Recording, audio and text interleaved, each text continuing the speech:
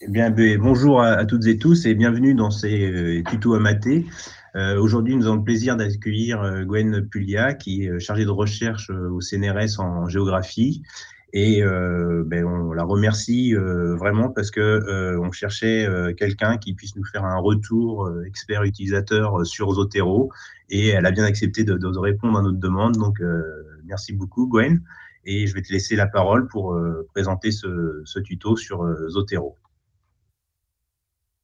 Merci Benoît, merci de m'accueillir. Je suis ravie de participer au tuto Math SHS parce que je suis une grande. D'habitude, je suis de l'autre côté de la caméra. Et donc, je vais vous présenter Zotero. Alors, je veux dire, je cadre les choses. Je suis simplement une utilisatrice, mais je suis une utilisatrice convaincue. Et donc, voilà, je veux faire partager ma conviction pour l'usage de Zotero. Alors, d'abord, qu'est-ce que c'est ? L'idée, c'est donc Zotero, c'est l'un des premiers intérêts, l'un des premiers points, c'est que c'est un logiciel libre et open source qui a été développé par le Center for History and New Media dans une université aux États-Unis et dont la fonction première, c'est de gérer une bibliographie. Mais au fur et à mesure du temps, j'ai oublié, mais ça commence à faire quand même quelques années, bientôt 20 ans, je pense que ça existe. Donc, au fur et à mesure du temps, ça s'est enrichi pour devenir un outil qui, à mon sens, est absolument indispensable à la gestion de son corpus de références, donc au-delà de simplement citer. Donc, il y a vraiment plein de fonctions possibles. Donc, d'abord, et c'est ce qu'on va voir, c'est ce que je vais développer ensuite. Donc, d'abord, évidemment, juste collecter des références, mais aussi pouvoir utiliser ces références en les citant et donc produire une bibliographie. Ça permet également donc, de collaborer et de partager les références. Et en plus, on verra, il y a un outil de synchronisation qui permet d'assurer aussi une sauvegarde en ligne de ces références et donc de ne pas perdre son corpus, ce qui est quand même pas mal.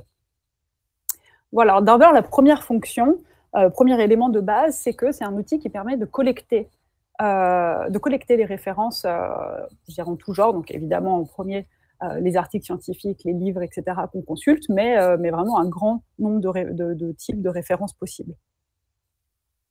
Alors, donc d'abord, il faut quand même installer le logiciel avant de collecter. J'aurais dû mettre ça avant. Donc sur le site, ah oui, donc en compressant, on voit quand même plus très bien l'adresse, mais c'est pas très grave. Sur zotero.org, donc ça c'est la page quand on arrive pour le téléchargement. Et donc ce que vous voyez, c'est que donc on télécharge le logiciel lui-même, mais aussi un connecteur avec le connecteur avec le navigateur qu'on utilise et que l'on souhaite utiliser en général. Alors, il vaut mieux utiliser Firefox ou Chrome, mais il y a aussi des connecteurs pour Edge et Safari si on veut. Voilà. Ensuite, le logiciel, une fois qu'on l'ouvre, ça ressemble à ça. Bon, il est un peu plein là, hein, ça commence à faire quelques années, mais donc le but, c'est d'enregistrer donc directement, collecter directement des références et donc d'avoir tout au même endroit. Alors, donc, le principe, c'est qu'en fait, autant que possible, on va collecter directement les informations sur les documents. Alors, donc là, typiquement, les exemples que je donne, c'est sur des sites académiques ou des sites de référence de ce type-là. L'intérêt principal, c'est que ça permet d'éviter les erreurs. On va éviter de mal orthographier un nom, se tromper d'un terme, des choses comme ça. Donc, l'intérêt principal, c'est que ces données-là, elles ont été déjà rentrées, normalement vérifiées, en ligne, donc au moment de la mise en ligne des documents. Et donc, quand on les enregistre, ça permet de les enregistrer sans erreur de type orthographique, par exemple.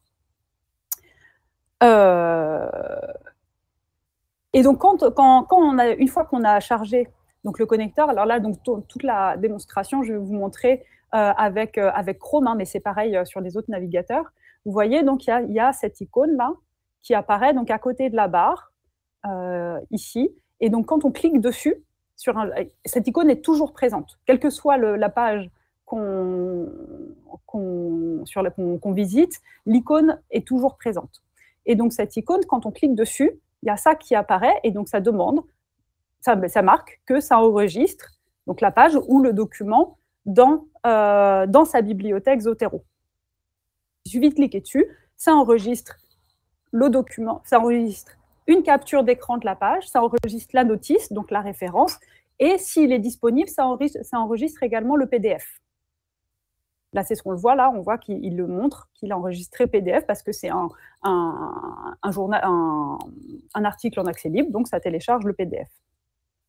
Et pouf, regardez, une fois qu'on a cliqué, ça apparaît ici, donc on a bien l'auteur, la date, le titre, etc.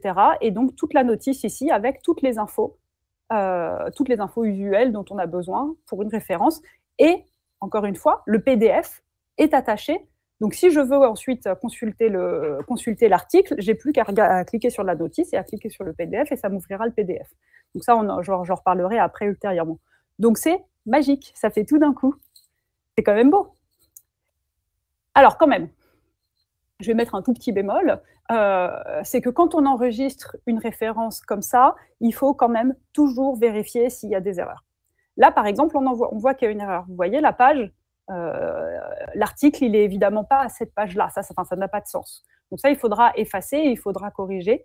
Il y a fréquemment des petites erreurs de ce type-là. C'est parce que ça, c'est un article en ligne et qu'en fait, ça a recopié, ça a interprété comme étant le numéro de la page, en fait, ce qui est le DOI, je crois. Donc, il faut quand même vérifier. Dans les erreurs typiques, il y a aussi dans certains cas, inversion nom-prénom. Ça, je pense notamment avec des auteurs asiatiques. Ça, c'est quelque chose qui m'est arrivé souvent avec des auteurs vietnamiens. Il y a parfois, le grand classique aussi, c'est que là, vous voyez, c'est marqué en auteur. Quelquefois, c'est l'éditeur qui est aussi marqué en auteur. Et donc, il faut corriger. Donc, en cliquant sur la petite flèche là et ensuite faire défiler pour mettre la bonne personne. Donc, il y a quand même parfois des petits bugs de ce type-là. Donc, il faut quand même toujours vérifier les informations. L'autre bug qui survient, je vais vous le montrer, j'ai un exemple après, c'est quelquefois dans les signes, par exemple, les lettres accentuées vont être mal prises en compte ou des choses comme ça. Bon, truc typique. Hein. Mais néanmoins, globalement, ça marche très bien. En moyenne, ça marche très bien. Et en particulier, ça marche très bien sur tout ce qui est bibliothèque académique, sur Cairn, sur les grands sites de presse aussi, par exemple. Ça reconnaît bien que c'est un article de presse et ça met bien la bonne date, etc. Donc, tous ces éléments-là, tous les grands sites de ce type-là, ça marche très bien parce que les infos sont préenregistrées très correctement. Quoi qu'il arrive, du coup, quand bien même si, par exemple, on veut enregistrer juste une page Internet qui est mal reconnue, qui n'est pas reconnue comme étant quelque chose, on peut de toute façon toujours enregistrer. Quelle que soit la page sur laquelle on navigue, on peut toujours enregistrer. Le seul point, c'est qu'ensuite, il faudra remplir donc ces parties-là, ces parties info, éventuellement manuellement. Il faudra éventuellement compléter soi-même les informations. Mais une fois que c'est complété, après, c'est enregistré et c'est toujours associé à la capture d'écran de la page qu'on a visitée et qu'on a enregistrée.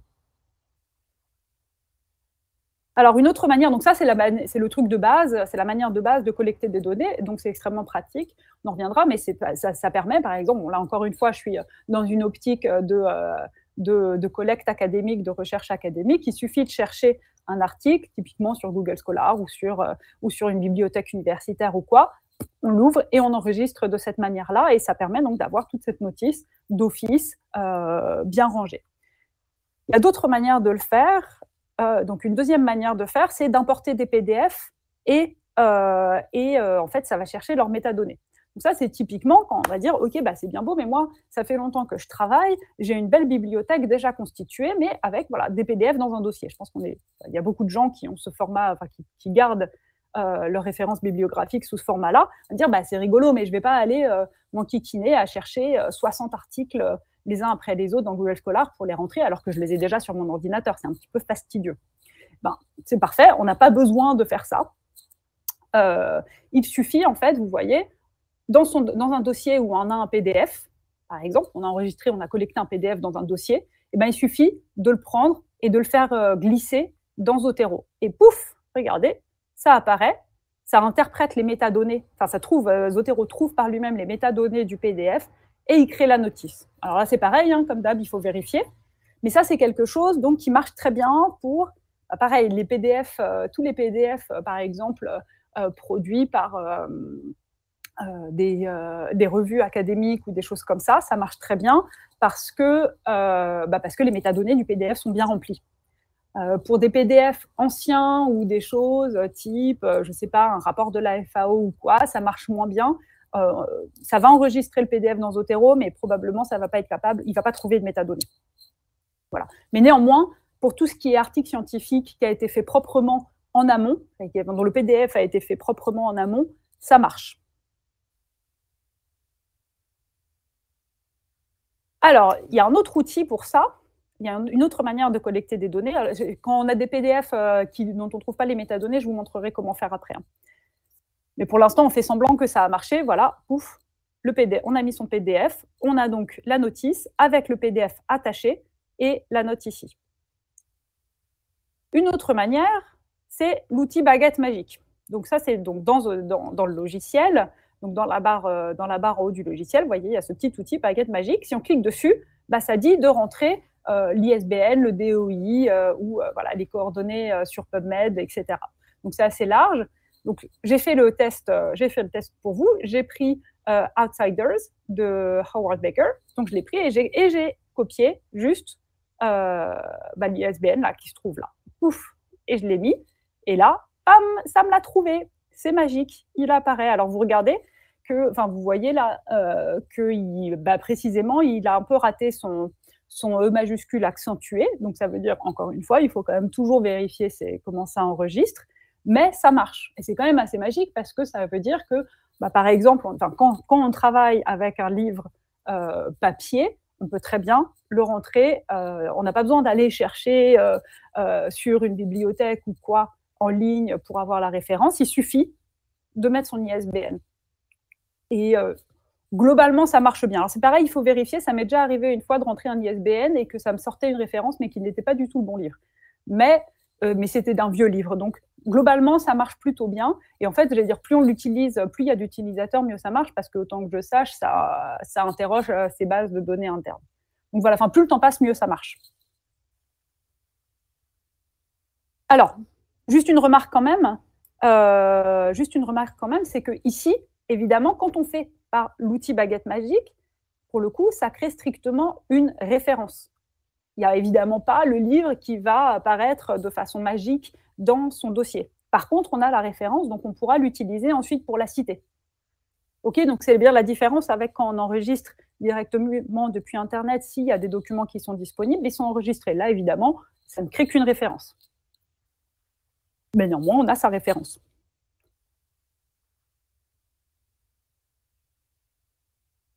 Un autre truc un peu magique, alors ça, c'est un truc qui est réservé aux détenteurs d'iPhone et d'iPad, c'est un petit plugin qui a été créé et qui s'appelle Scanbook, qui se crée dans Raccourci, donc sur un iPhone ou sur un iPad. Et en fait, quand on clique dessus, ça ouvre l'appareil photo et il suffit de scanner le code barre du livre et bam, ça demande, ça ouvre Zotero. Alors là, je l'ai fait sur l'iPad, ça ouvre Zotero dans l'iPad et ça demande, on n'a plus qu'à cliquer sur Save et ça enregistre la référence. Donc pareil, encore une fois, juste la référence, évidemment pas le livre, mais ça enregistre la référence dans sa bibliothèque Zotero. Et ça, c'est vrai, pour moi, c'est magique. C'est parce que c'est le truc que j'aurais rêvé d'avoir quand je traîne notamment dans les conférences où il y a les éditeurs qui présentent des livres ou quoi, où on se dit « Ah, ça a l'air super intéressant ». Et ben maintenant, on peut les enregistrer directement et donc pour pouvoir retrouver la référence ultérieurement, en particulier voilà, des livres dont on se dit « ce serait bien de les consulter », etc. Voilà, donc, par contre, voilà, c'est un raccourci qui n'existe que sur iPhone, enfin, c'est un plugin qui n'existe que sur iPhone ou iPad, mais j'ai testé, donc toujours pareil, sur Howard Baker, vous voyez, il me le trouve, et donc on n'a plus qu'à l'enregistrer ensuite. Ça marche, évidemment, c'est pareil, hein, c'est comme si vous allez à la librairie, vous trouvez des super bouquins, on ne peut pas les acheter, au moins on peut enregistrer ces références. Bon, quelquefois, rien de tout ça ne va marcher, et du coup, on peut toujours, évidemment, créer une notice, donc manuellement. Donc, je vous disais, typiquement, si on a un PDF, où on a un PDF, mais il n'y a pas de métadonnées, etc., on a un rapport, on a un truc à rentrer comme ça, mais qui n'existe pas, qui n'a pas de référence formelle sur Internet, et on peut le mettre quand même. Donc, cette fois, l'outil, c'est tout simplement le petit plus, là, qui existe, et donc, ça ouvre la page comme ça, qui apparaît ici, et donc il faut remplir toutes les informations. Donc, il faut indiquer le type de document c'est. Selon le type de document, les catégories à remplir vont être différentes. Et donc, on rentre ce qu'on veut comme information. On indique autant d'informations que possible, évidemment, de façon pertinente, mais on peut toujours le faire. Donc, ça veut dire, l'idée, c'est qu'à la fin, on a toujours la main, quoi. On n'est pas contraint par l'existence d'une référence sur Internet ou dans un livre. On peut tout ranger, et en particulier, ce qui est intéressant, c'est que le type, je vous le montrerai après, le type de document qu'on peut importer et qu'on peut donc répertorier est vraiment très vaste. Donc pour ça, c'est pratique. Je voulais reprendre donc l'exemple de tout à l'heure sur on a des PDF dont on ne retrouve pas les métadonnées.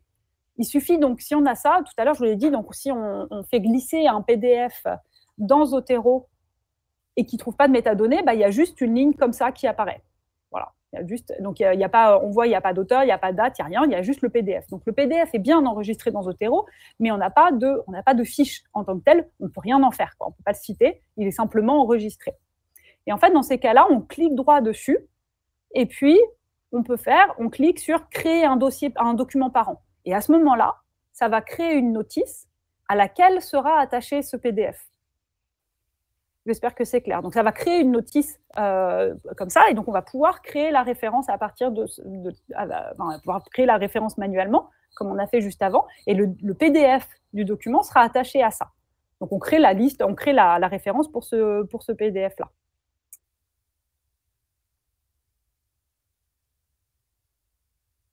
Voilà. Alors, on va dire c'est bien gentil, mais moi j'ai déjà toute une bibliothèque que j'ai faite, par exemple, sous Mendeley, sous EndNote ou sur BibTeX. C'est rigolo, mais je ne vais pas rentrer mes 1500 références une par une à la main. Il faut dire ça. Et ça, c'est notamment la question du changement d'interface. Ça, c'est un truc que je rencontre, où j'ai discuté plusieurs fois avec des collègues qui utilisent en particulier, des gens qui utilisent déjà des logiciels de gestion, et notamment EndNote, et qui disent ok, mais quel serait l'intérêt pour moi de passer sur Zotero, tout ça. L'intérêt premier, c'est ce que je disais, c'est quand même que c'est un logiciel libre et open source, et qui évolue vraiment bien, avec vraiment beaucoup de fonctionnalités, là où EndNote, il y a quand même une question de coût qui se pose, par exemple. Mais dans ces cas-là, il n'y a pas de problème, on n'a pas à tout refaire à la main. On va dans Fichier, donc vous voyez là, donc on revient dans le logiciel, donc on a Zotero, Fichier, dans Zotero, là, on va dans le Fichier, et on peut importer. Et dans ces cas-là, ça nous demande d'où importer. Il suffit, et donc on choisit, et en fait, dans ces cas-là, on peut choisir, soit ça met tout directement dans ma bibliothèque, soit ça peut créer une collection supplémentaire. Je vous expliquerai ensuite ce que sont les collections. Ah mince, pardon, je vais revenir. Mais ça va permettre de tout importer, voilà, autant de références qu'on veut, en quelques instants, quoi. Donc, il y a une bonne interopérabilité entre les bibliothèques. On a une autre remarque, on va dire, ok, très bien, mais moi je veux bien faire une bibliothèque comme ça, en ligne, mais ah là là, si je dois cliquer sur chaque article que je veux emporter, quand même, c'est long, quoi. Donc, il y a des solutions aussi pour importer en masse. Alors, là, j'ai fait un truc assez classique. Voilà, sur Google Scholar, par exemple, on cherche un thème et on va se dire, sur ce thème, il y a quand même plein d'articles là qui ressortent que j'ai envie d'enregistrer. Bon, c'est assez typique si on fait de la revue de littérature, si on fait des choses comme ça. Donc là, je vous l'ai fait sur Google Scholar, mais évidemment, ça marche sur des bibliothèques universitaires, ça marche sur Scopus, etc. Enfin bon, il y a vraiment, c'est très large, quoi. Et dans ces cas-là, en fait, quand il y a plusieurs références, vous voyez, l'icône Zotero, là, se transforme en un dossier.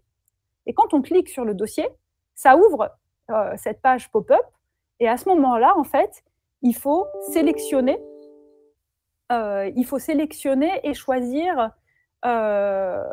les références qu'on veut importer.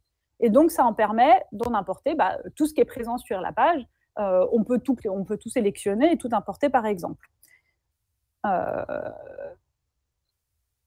Vous allez dire, ça, c'est encore limité. Ça veut dire que ça permet quand même d'enregistrer page par page. C'est un peu long. Eh bien non, il y a encore des solutions pour pouvoir importer beaucoup plus massivement que ça. par exemple, si on veut faire une revue de littérature et qu'on veut regarder combien il y a d'articles sur tel sujet. Alors là, j'ai fait un petit test que je voulais regarder, donc j'ai regardé sur thèse.fr pour importer donc, les références sur thèse.fr. Alors sur thèse, donc là, je me suis amusée à regarder toutes les thèses en géographie soutenues après 2012 et qui parlent de Hanoï. Ça concerne ma thèse, hein, par exemple. Et ben justement, elle n'y était pas dedans. Ça m'a permis de voir les limites de thèse.fr. Vous voyez, donc, une fois qu'on a fait cette recherche, il y en a donc 30 qui sortent. Et en haut, ici, ça propose donc d'exporter les résultats sous format RIS, donc RIS. Et donc, j'ai cliqué dessus. Ça m'a enregistré donc, un dossier qui s'appelle résultats.ris. Et ensuite, dans Zotero, il suffit d'importer de la même manière que j'ai fait importer tout à l'heure une bibliothèque existante. Donc, on importe dans fichier importer. Et en 2 secondes, on a toute la bibliothèque, donc là, toutes les références que j'ai consultées qui apparaissent. On peut faire ça, donc ça, j'ai fait sur thèse.fr, mais ça marche sur d'autres choses. Donc là, je suis allée chercher sur BibCNRS. Donc, j'ai cherché les travaux de ma collègue Danielle Labbé. Donc, je regarde ce qui sort. Et donc, en fait, là, si on veut en importer plusieurs, on clique ce sur quoi ce qu'on veut importer. Donc, on peut mettre aussi sélectionner tout.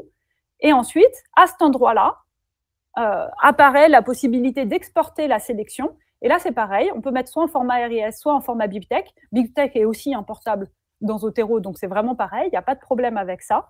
Et donc, ça crée un fichier que, pouf, on importe dans Zotero. Alors, on peut remarquer aussi, dans ce cas-là, on va le voir, de nouveau, on importe, regardez, vous voyez, là, il n'y a pas de pièce jointe. Hein. Là, sur la colonne pièce jointe, on voit qu'il n'y a pas de pièce jointe. On importe, quand on fait ça, ça importe strictement des références. Ça n'importe pas les documents eux-mêmes. OK, mais par contre, ça permet d'avoir toutes les références et normalement les liens ensuite pour pouvoir aller les consulter.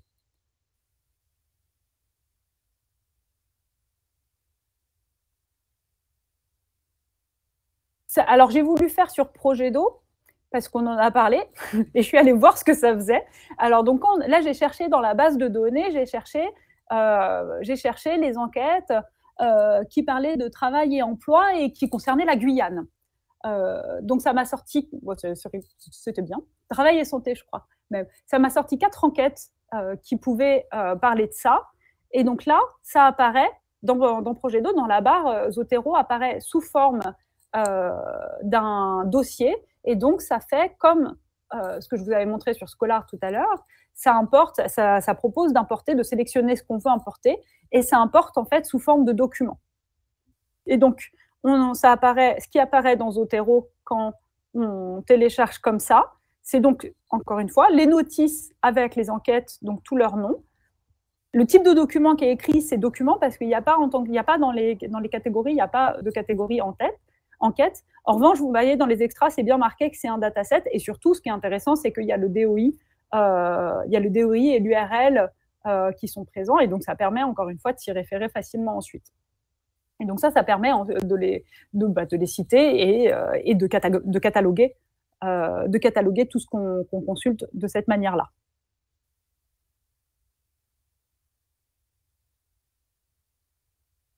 Alors, voilà, je vous ai dit tout à l'heure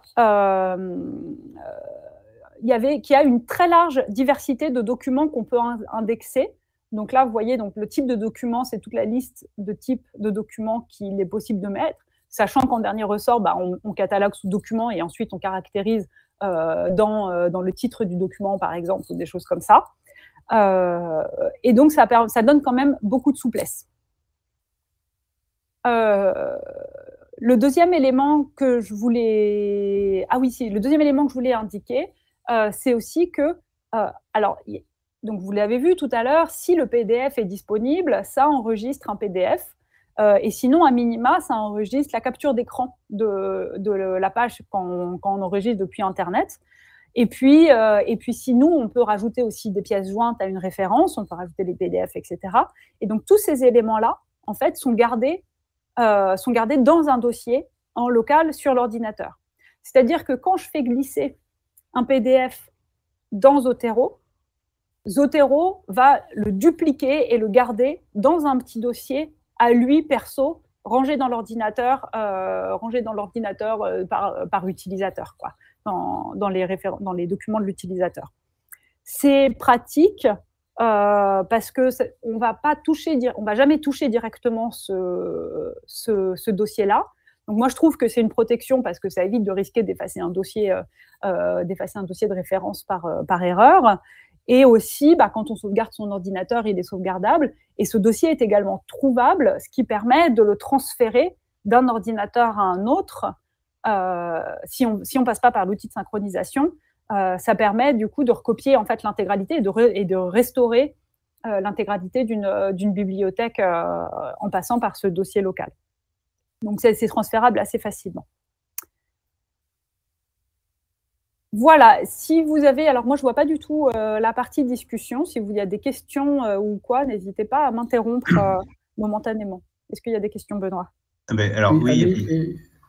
Excusez-moi, je te laisse la parole. Tu veux... Vas-y. Pardon, alors j'ai pas vu qui voulait intervenir, mais si, vas-y. Oui, du coup, c'était moi. Et là, comme je viens de prendre la marche, je viens de prendre la marche. Et du coup, je souhaitais savoir comment est-ce qu'il faut en arriver là. Parce que là, je viens de reprendre la marche. Je suis désolé. Faut télécharger le logiciel et le plugin. Ouais. Là, Ange, comme c'est enregistré, tu regarderas le début dans quelques jours. D'accord, merci. J'aurai accès à l'enregistrement? Oui, bien sûr. Ça sera sur le site web de MathsSHS. Et malheureusement, je ne suis pas dessus. Là, c'est tout à l'heure un collègue qui vient de m'envoyer le lien pour pouvoir avoir accès au webinaire. Donc, je ne sais pas. D'accord. Et en fait, pardon. Et du coup, Gwen, il y avait plusieurs questions ou remarques sur les PDF, notamment comment faire pour ne pas les enregistrer. Il y a eu un petit échange dans le chat aussi par rapport au fait de se retrouver avec un volume de PDF un peu trop important, soit stocké sur le site de Zotero, soit stocké localement. Toi, tu peux nous revenir un peu sur ta pratique par rapport à la gestion des PDF? T'as quoi? T'as un énorme disque dur et tout rentre et ça se pose... Moi, je garde tout. Moi, je veux tous les PDF. Non, c'est pas très. C'est pas très lourd les PDF quand même. Là, je sais pas mon document là, j'ai 1200 documents, pas tous avec des PDF, mais ça me fait 3 gigas, je pense, un truc comme ça, 2 gigas. Donc quand même, on a un peu de marge avant que ça déborde un disque dur standard. Si on travaille sur un téléphone portable, c'est une autre histoire. Oui, mais là, on parle du cas où on veut le synchroniser. Est-ce qu'on veut le synchroniser? Ouais, on parlera de la synchronisation après. Pour synchroniser, on peut ne synchroniser que les références. Et dans ces cas-là, on n'a pas besoin. On peut en fait avoir en local, justement, le dossier en local, par exemple, sur un ordinateur, un dossier où il y a toutes les pièces jointes associées, et synchroniser. Je vais y venir sur la synchronisation, et ne synchroniser que les références pour pouvoir citer, pour ne pas perdre les références et citer depuis n'importe où. Il me semble qu'on peut, et j'ai pas vérifié parce que je me suis pas posé la question puisque c'est pas mon usage, mais je suis presque sûre qu'on peut n'enregistrer que les références et par défaut ne pas enregistrer les PDF et les captures d'écran. Et Mathieu nous signale qu'on peut aussi utiliser du stockage externe via WebDev, par exemple sur le ShareDoc du Manume. Et moi, je le fais sur un disque dur en réseau. Voilà, il y a des techniques aussi un peu plus... Ouais, pour ceux qui n'ont rien contre la technologie, pour utiliser un stockage externe qui n'est pas le stockage externe de Zotero et qui permet d'avoir accès partout sur Internet. Ouais. Mais ça, on prendra du temps pour la discussion si vous voulez. Pour ça, je laisserai d'autres que moi intervenir sur ce point. Parce que moi, je garde en interne et en externe, il y a la limite de la synchronisation, en effet. Ça, j'y reviendrai. Et puis ensuite, alors je ne sais pas si tu vas en parler plus tard, mais il y a plusieurs questions sur le fait, si on a super bien travaillé sur un éditeur de texte, on a une super bibliographie dans un ou plusieurs fichiers, comment on peut faire le lien avec Zotero? Tu as les 50 pages de bibliographie tapées sous Word de ta thèse. Alors, j'allais faire version sans... Alors, les gens... qui tapent ça manifestement, nous en avons plusieurs parmi nos participants. Alors, sauf erreur, je n'ai pas revérifié, donc je vais parler avec avec un niveau, enfin, voilà, je vais parler modestement. Il y a des choses qu'on peut importer. Quand on met importer, il y a des trucs importés depuis le presse-papier. Mais je ne sais pas si depuis juste un document Word, ça marche. C'est une très bonne question. Je sais que j'ai déjà cherché une fois et je ne sais plus comment faire. Donc, s'il y a quelqu'un qui s'ennuie pendant que je parle et tu veux aller demander à des tutos en ligne, allez-y. Je suis sûre qu'on aura la réponse dans un quart d'heure. Mais moi, je ne vais pas pouvoir faire les deux en même temps. Voilà. Mais c'est une très bonne question, mais faites pas ça. Il ne faut pas faire ça. C'est une drôle d'idée d'avoir 50 pages de biblio. Mais c'est trop tard. Disons que Zotero n'est pas arrivé au même moment qu'on s'est mis à travailler, quoi. Absolument. Non, mais c'est pour ça qu'il y a la question des importations massives qui se pose, et sinon, ne serait-ce que d'enregistrer au fur et à mesure où on recite les choses, quoi. En fait, le plus simple est probablement de reconstruire au fur et à mesure qu'on utilise les documents. Il y a quelqu'un qui a levé la main. Ah ben, du coup, si c'est pour prendre la parole... Tu peux prendre la parole.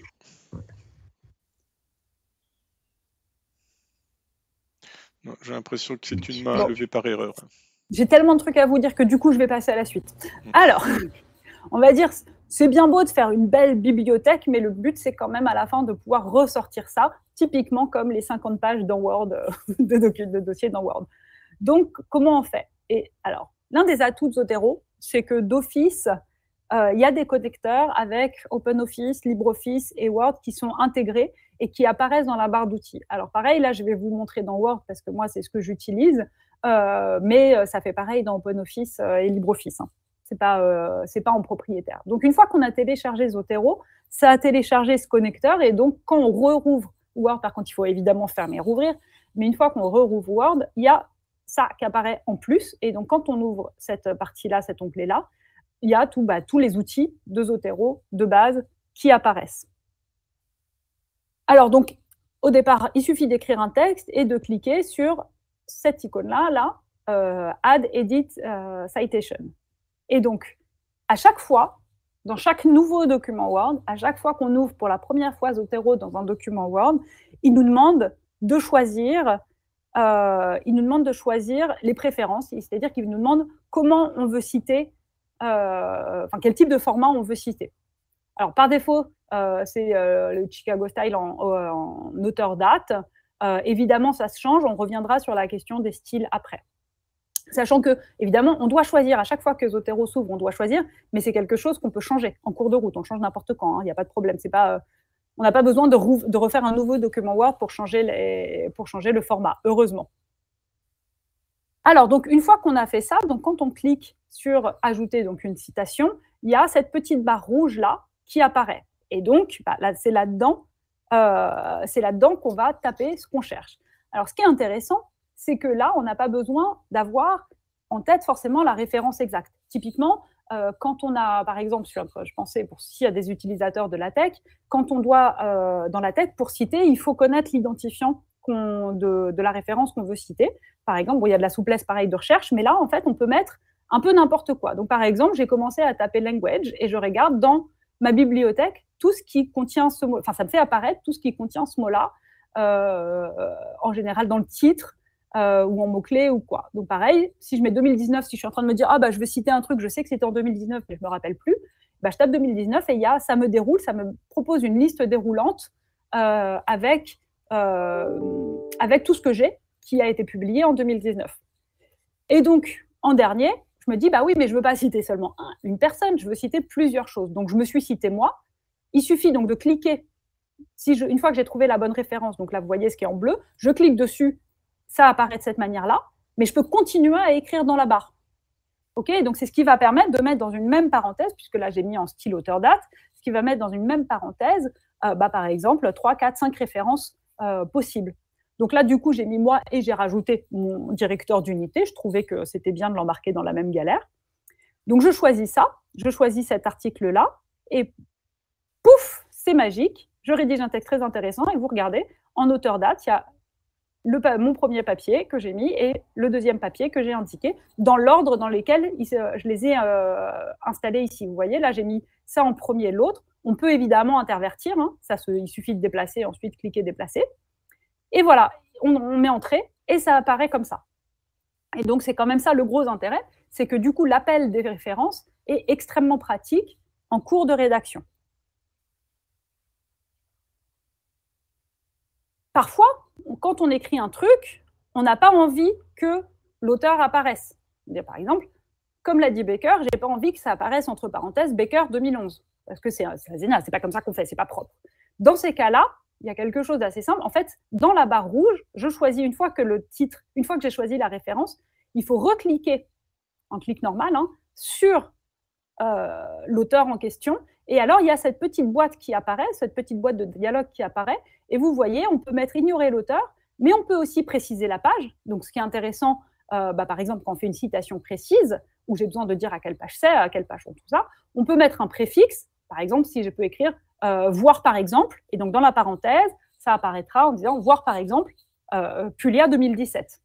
Ou un suffixe de la même manière si on a besoin de rajouter des choses derrière.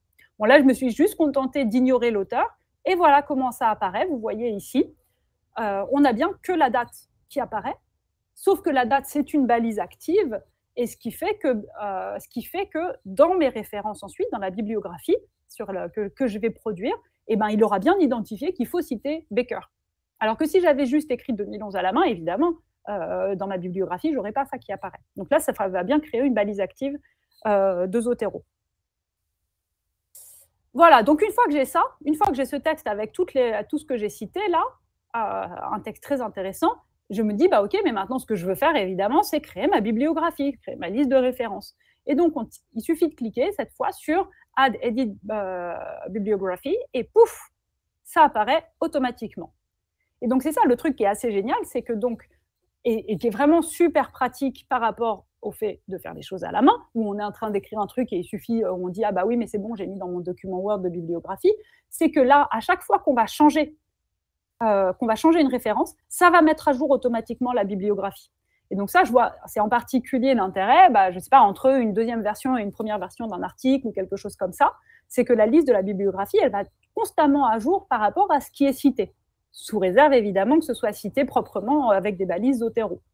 Mais à partir du moment où on a cité par Zotero, automatiquement, la bibliographie va se mettre à jour à chaque fois qu'on change. C'est-à-dire que si là, par exemple, j'effaçais, là, je n'ai pas fait de démonstration, mais si j'effaçais l'une des deux références et que j'en ajoutais une autre, et ben automatiquement, ma bibliographie va supprimer, par exemple, Puglia 2017 et va rajouter celle que j'ai rajoutée. Et donc, c'est ça, enfin, ça, c'est vraiment pour moi l'intérêt majeur, c'est d'avoir constamment cette liste de références automatiquement mise à jour et en lien avec ce qui est effectivement cité dans le texte. Et puis surtout, en plus, ça apparaît en 2 secondes. C'est magique. Alors, on a la question, là, je vous montre tout ça dans Word, on va se faire OK, mais en fait, qui travaille encore dans Word? Excusez-moi, tout le monde travaille dans Google Doc. Qu'est-ce qu'on fait dans Google Doc? Alors, dans Google Doc, ça existe aussi.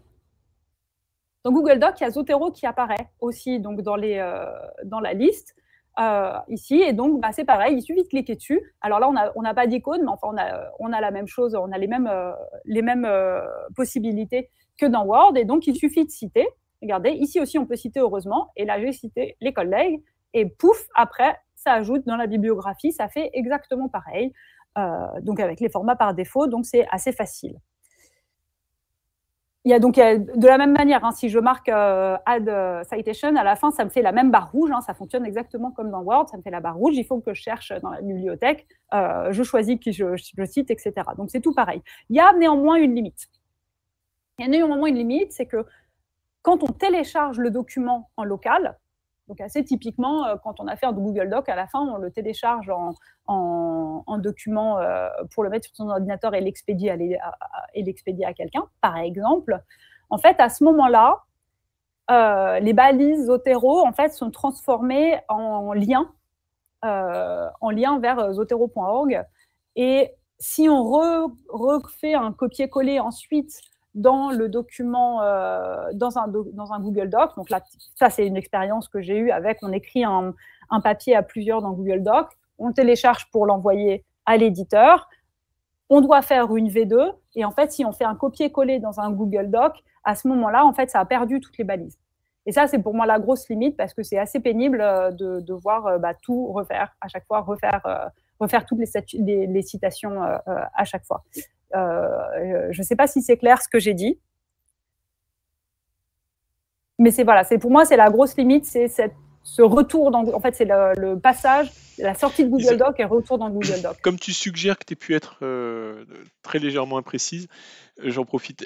Est-ce que ça veut dire que quand tu télécharges le Google Doc en faisant fichier, enregistré sous document Word, là, mes liens vont continuer à persister, vont être bons? C'est quand je vais vouloir le retransformer en Google Doc que ça va être une cata? Ou dès la première importation dans Word, c'est le bordel? Alors, c'est pas que c'est le bordel, c'est que ça n'apparaît plus comme des balises Zotero, mais comme des liens, en fait, vers zotero.org. Et non pas sur ma base de données qui est stockée dans zotero.org. Ouais, c'est ça. Donc, c'est déjà, donc tu as déjà perdu ton lien, quoi. C'est ça, c'est ça, exactement. Donc, on peut retrouver, du coup, à quelle référence ça fait l'objet, mais du coup, alors, pour faire un truc propre, il suffit, du coup, de générer la bibliographie dans le Google Doc, délier et ensuite télécharger, et voilà. Mais du coup, donc on a un document propre, mais ça veut dire qu'on ne peut plus travailler en local avec Zotero et que du coup, on ne peut pas non plus le réimplanter dans le Google Doc. Donc pour l'instant, je pense, pareil, Zotero, ça évolue dans le bon sens assez rapidement. Donc je pense que c'est un problème qui sera résolu, j'allais dire, dans les mois ou dans les années qui viennent. Pour l'instant, ce n'est pas totalement souple. Voilà. Honnêtement, ce n'est pas totalement souple. Alors, c'est pas exactement la même chose, mais j'en profite comme j'ai le micro. Si, pareil, donc là, je suis dans Word et non pas dans Google Doc. J'envoie à un collègue qui n'a pas Zotero mon texte pour qu'il le relise et qu'il fasse les corrections orthographiques et puis qu'il me les renvoie. Ça va être le bazar après l'aller-retour parce que lui n'aura pas Zotero avec ma base ou là, au contraire, tous les liens ont été bien conservés, tout va bien se passer. Les liens sont conservés, il n'y a pas de problème. D'accord. Non, ça fait rien. Par contre, si lui, il rajoute des trucs à la main qui ne sont pas liés, qui ne sont pas faits par Zotero, il faudra le réinscrire nous-mêmes dans notre propre base de données et en faire une balise Zotero pour que ça rentre dans la bibliographie proprement. Ouais, et il me semblait, que je ne l'ai pas utilisé depuis longtemps, il me semble que justement quand on a un collègue qui fait ça, il écrit Pulya 2017 à peu près proprement, si je fais rechercher, je crois que je sélectionne et je dis à Zotero de le trouver ou quelque chose comme ça, il me semble qu'il y a une option. J'ai jamais essayé. Ouais, il me semble qu'il y a une option. Je me suis jamais posé la question.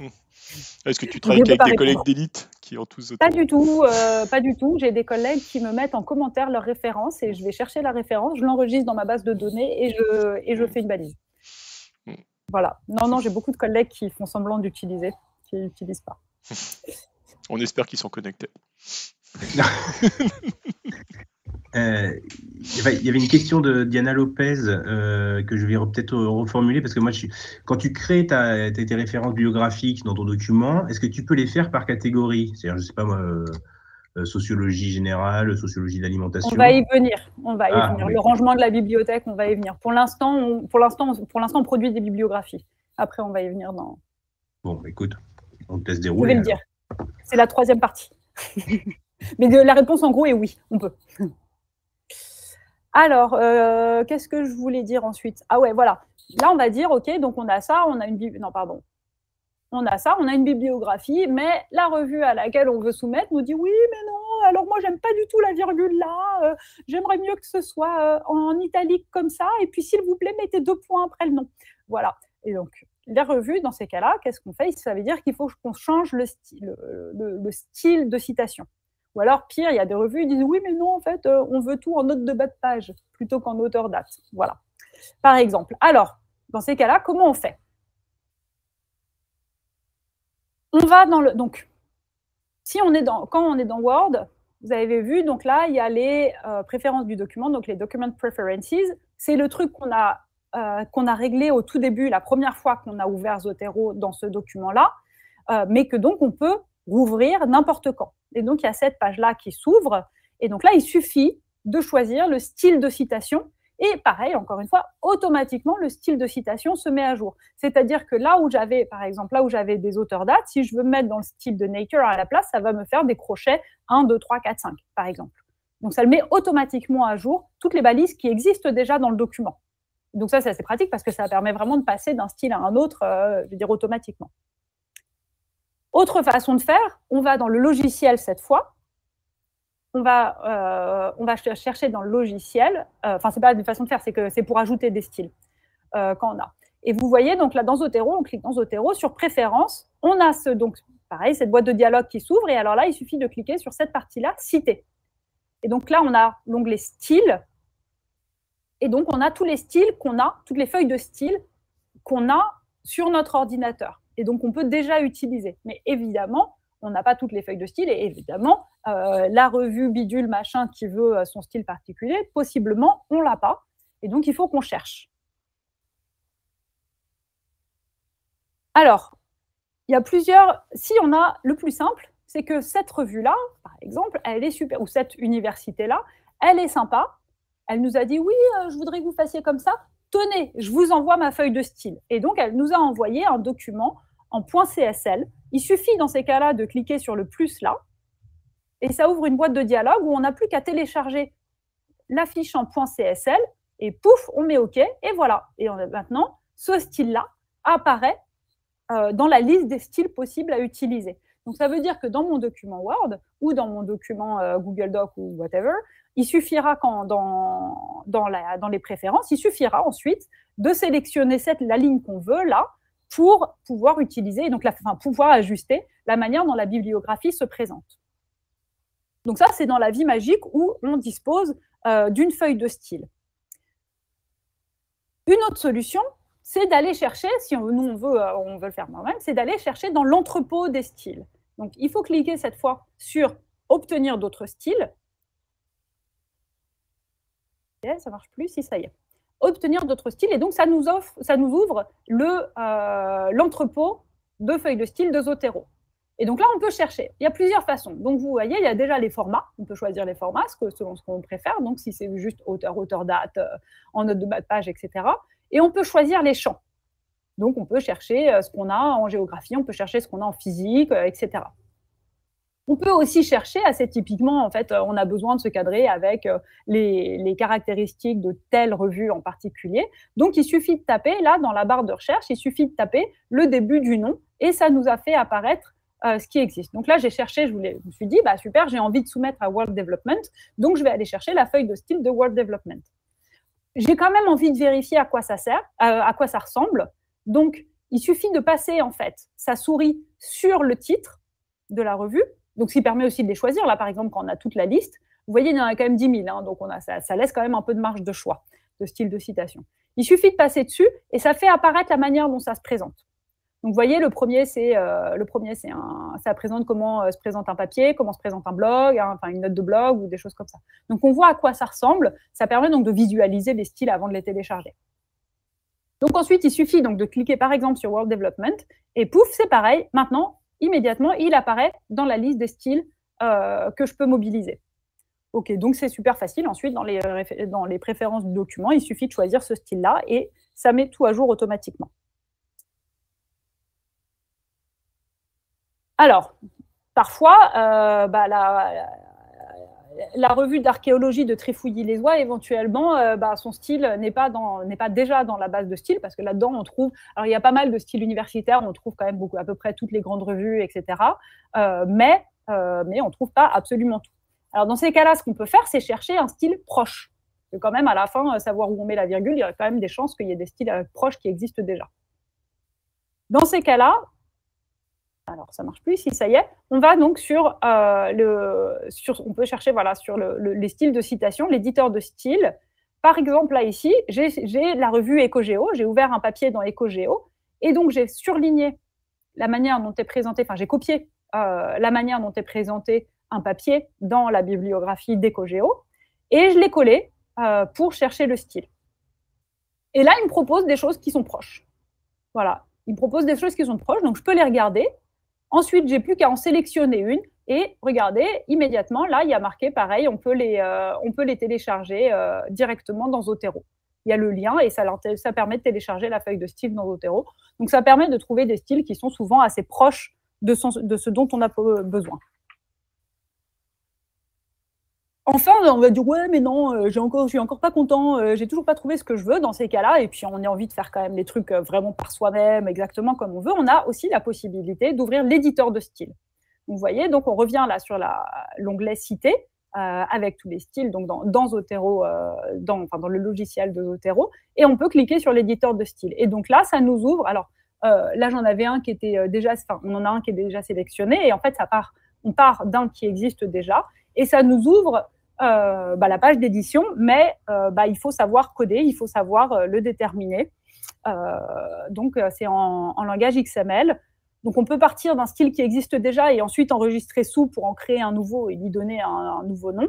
Mais il faut être quand même un petit peu doté en compétences de codage. Pareil, si à la discussion, il y en a qui ont envie de dire comment faire et qui ont des solutions faciles pour faire ça, allez-y. Moi, j'ai cherché, je n'ai pas trouvé que c'était extrêmement fluide à faire, mais en même temps, je n'ai pas l'impression que ce soit généralement un besoin impérieux non plus, parce que le plus simple, c'est quand même de trouver un style, de regarder par exemple dans l'entrepôt et de trouver un style qui nous convient pour un usage quotidien, qui ressemble à peu près à ce qu'on fait. Et pour des revues ou des universités qui vont demander un style spécifique, mon opinion, c'est que c'est à elles de fournir une feuille de style. C'est-à-dire, si elles veulent qu'on mette la virgule à tel endroit, très bien, elles n'ont qu'à fournir une feuille de style. C'est quand même à elles de faire le boulot de mise en page. Et une fois qu'on l'a, surtout, c'est très facile. Ça s'enregistre et ça se partage très facilement. Voilà.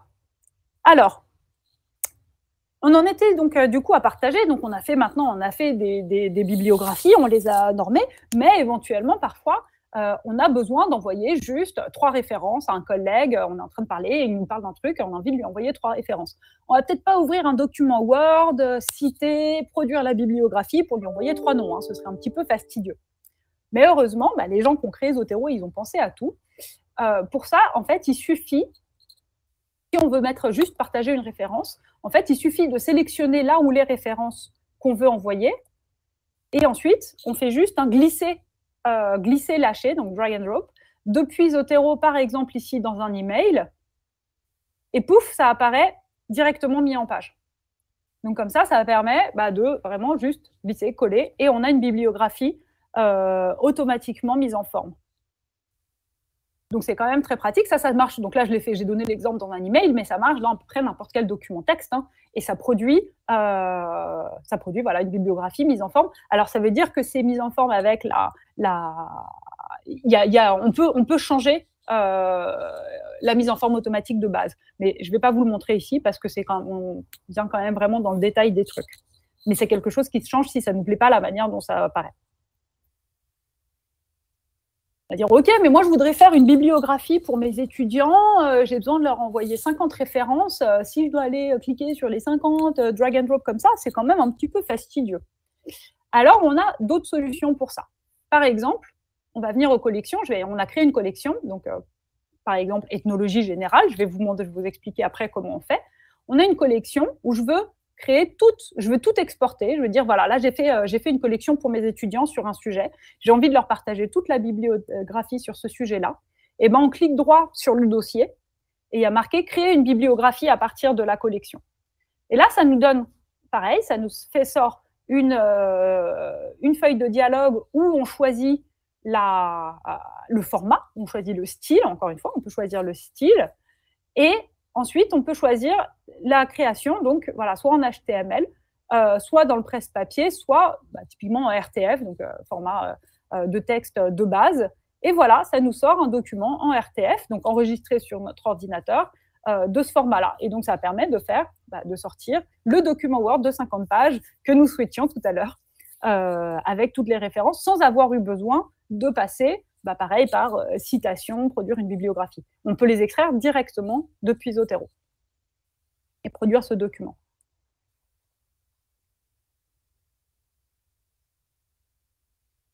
Alors, non, voilà, c'est ça, il me semblait bien. J'ai fini pour la partie cité. Est-ce qu'il y a des questions sur cité avant de ranger la bibliothèque? Sur comment citer et comment produire des bibliographies? Est-ce qu'il y a des choses qui ne sont pas claires?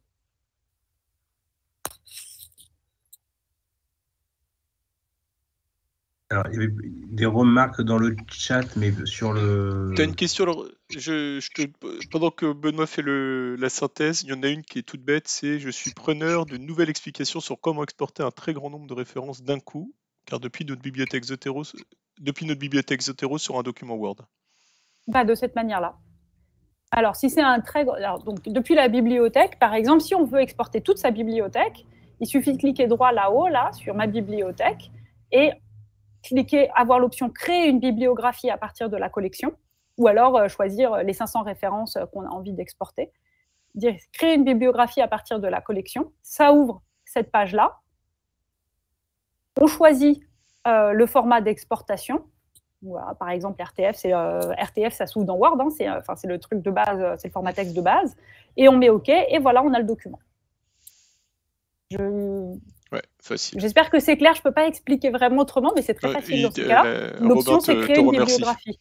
OK. L'option, voilà, c'est créer une bibliographie à partir, alors soit à partir de la collection, soit à partir, on peut, en fait, là, je l'ai mis à partir de la collection, mais si on simplement on sélectionne, par exemple, 50, autant qu'on veut, de références qu'on a, c'est pareil, en cliquant droit, il y a cette option créer une bibliographie, et ça refait la même chose de cette manière-là, et donc ça l'ouvre, ça l'enregistre dans un document comme RTF.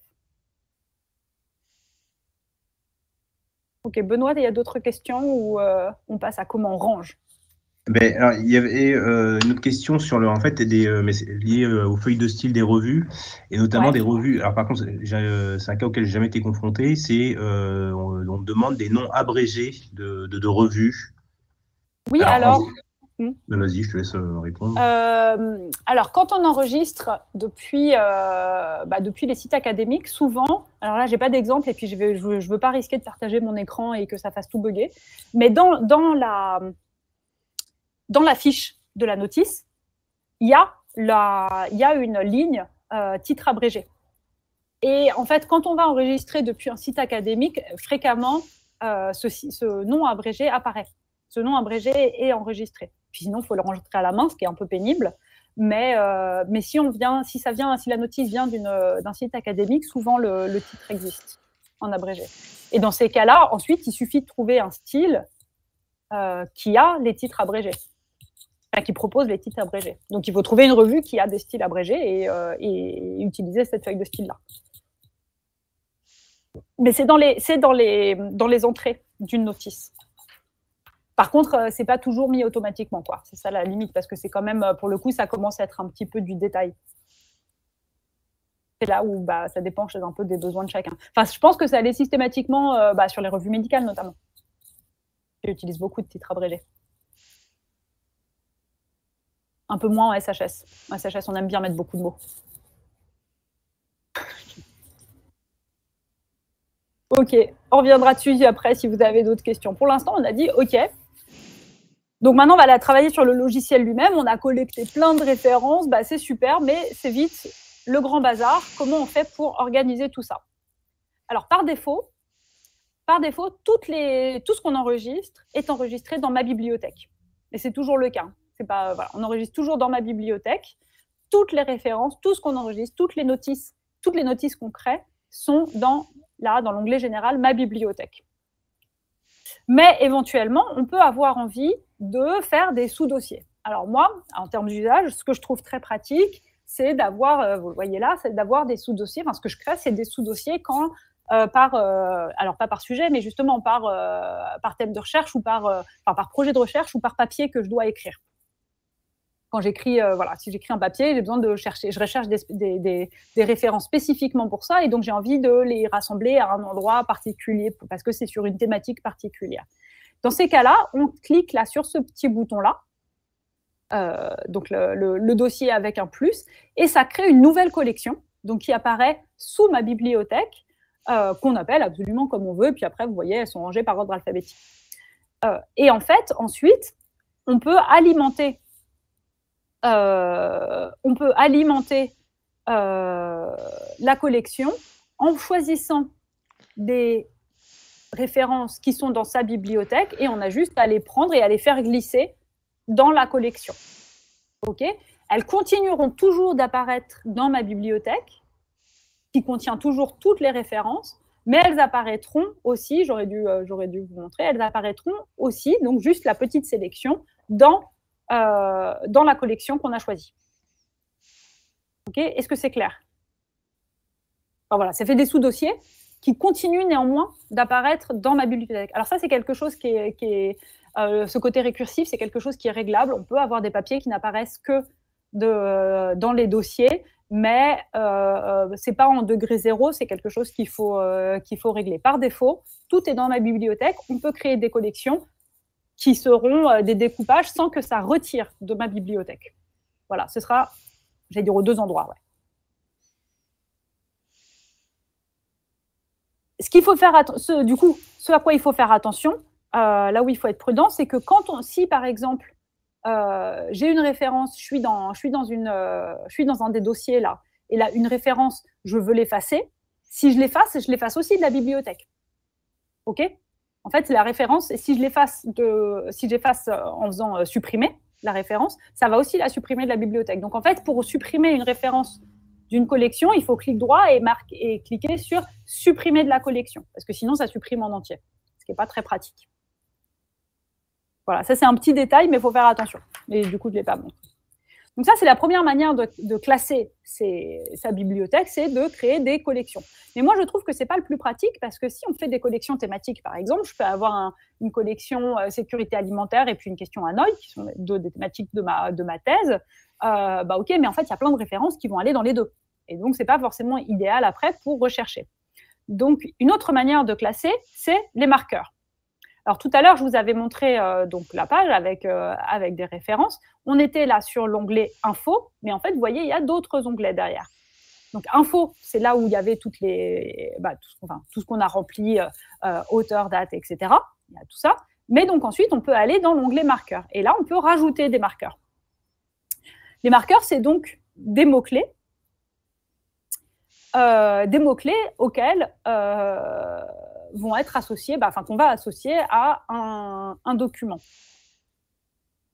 Alors, j'allais dire, c'est là où il faut être attentif et attentionné, et où toute la question de la logique de comment on classe va apparaître. C'est-à-dire qu'il y a un intérêt à ce que les mots-clés qu'on choisit soient suffisamment larges pour que quand on recherche le mot-clé, il y ait suffisamment de références pour que ce soit pertinent, et en même temps suffisamment précis pour qu'on puisse s'y retrouver, quoi.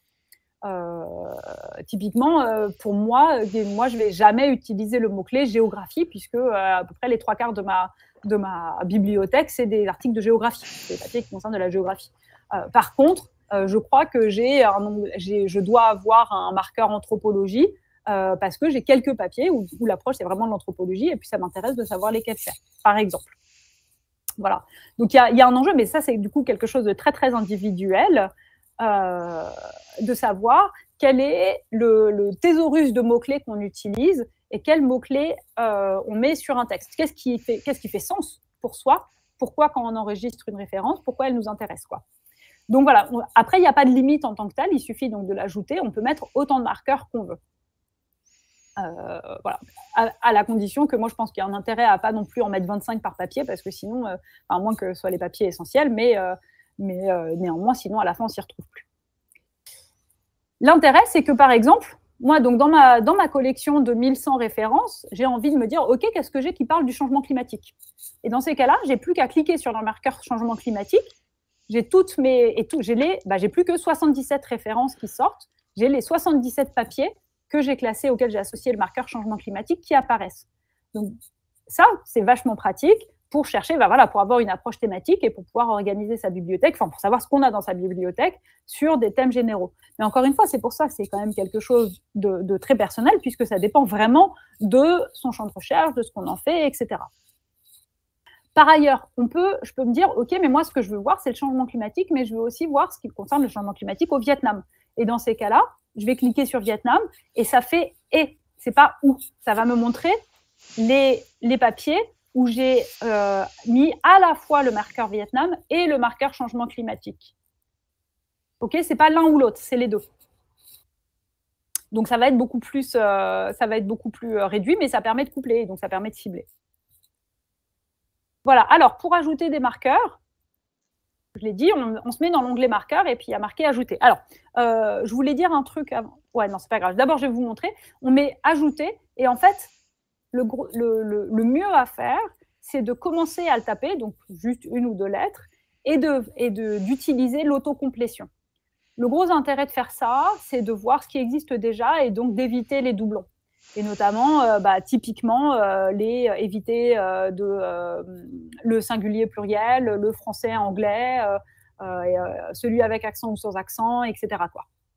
Voilà, donc c'est quand même a priori plus pertinent d'utiliser l'autocomplétion parce que ça permet d'utiliser des marqueurs déjà existants et donc de limiter les doublons. Parce qu'encore une fois, après, si on se retrouve avec 500 marqueurs et plein de doublons, et ben, c'est quelque part, ça ne sert plus à rien. On n'arrivera plus à chercher dans sa bibliothèque de cette manière-là.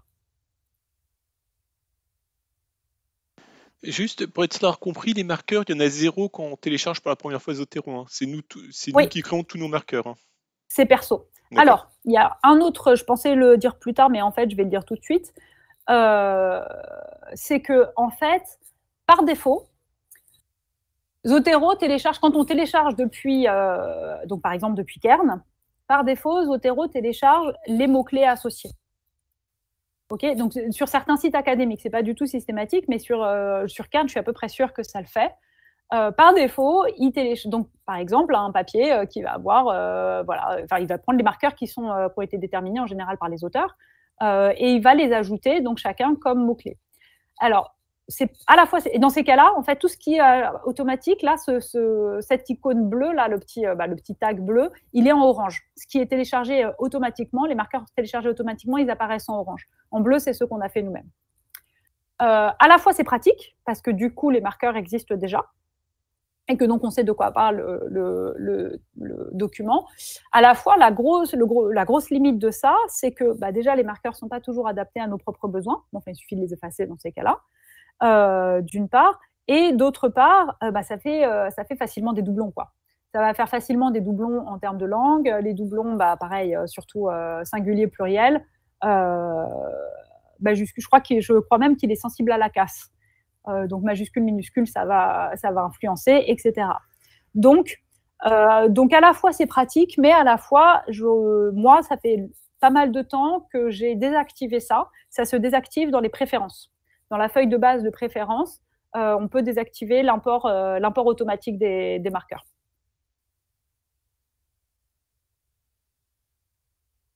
Donc ça, c'est un truc qui est vraiment perso, parce qu'il faut savoir ce qui est utile pour soi-même. Par exemple, moi, j'ai à la fois un marqueur sécurité alimentaire, à la fois un marqueur vulnérabilité alimentaire, et à la fois un marqueur insécurité alimentaire, je crois que j'ai même distingué les deux. Ça, a priori, distinguer ces trois niveaux-là, pour la plupart d'entre vous, ça va être totalement inutile. Moi, ça m'est intéressant de distinguer cela. Donc, c'est vraiment quelque chose de complètement perso, et c'est pour ça que la question de l'import automatique, elle est un peu limite, parce que ça dépend vraiment du degré de finesse dont vous avez besoin, quoi.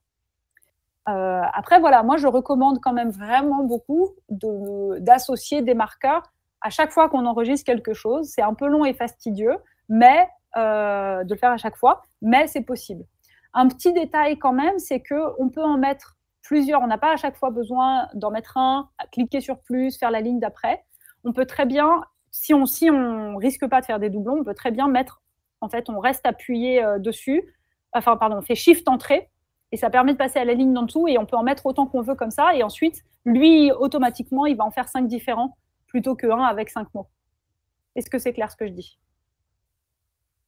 Voilà, donc il faut faire Shift Entrée, comme on fait quand on veut passer à la ligne dans WhatsApp, et pas envoyer le message, et noter les différents mots, et lui, automatiquement, il va identifier ça comme 5 marqueurs différents.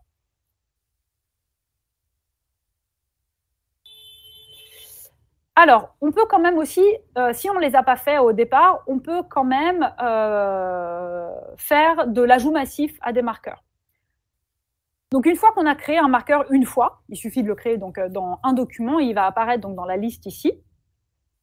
À partir du moment où le marqueur existe, en fait, je peux très bien sélectionner 25 documents. Et là, je n'ai plus qu'à faire un glisser-déposer sur le marqueur, et automatiquement, le marqueur sera associé à tous les documents que je viens de faire glisser. Donc ça, c'est assez pratique. Justement, quand on n'a pas fait de façon rigoureuse au fur et à mesure, on peut se coller un peu à faire du marquage de massif en une fois. Et notamment, pareil, si on a des collections, si on a des choses comme ça, où on peut du coup associer des marqueurs un peu généraux.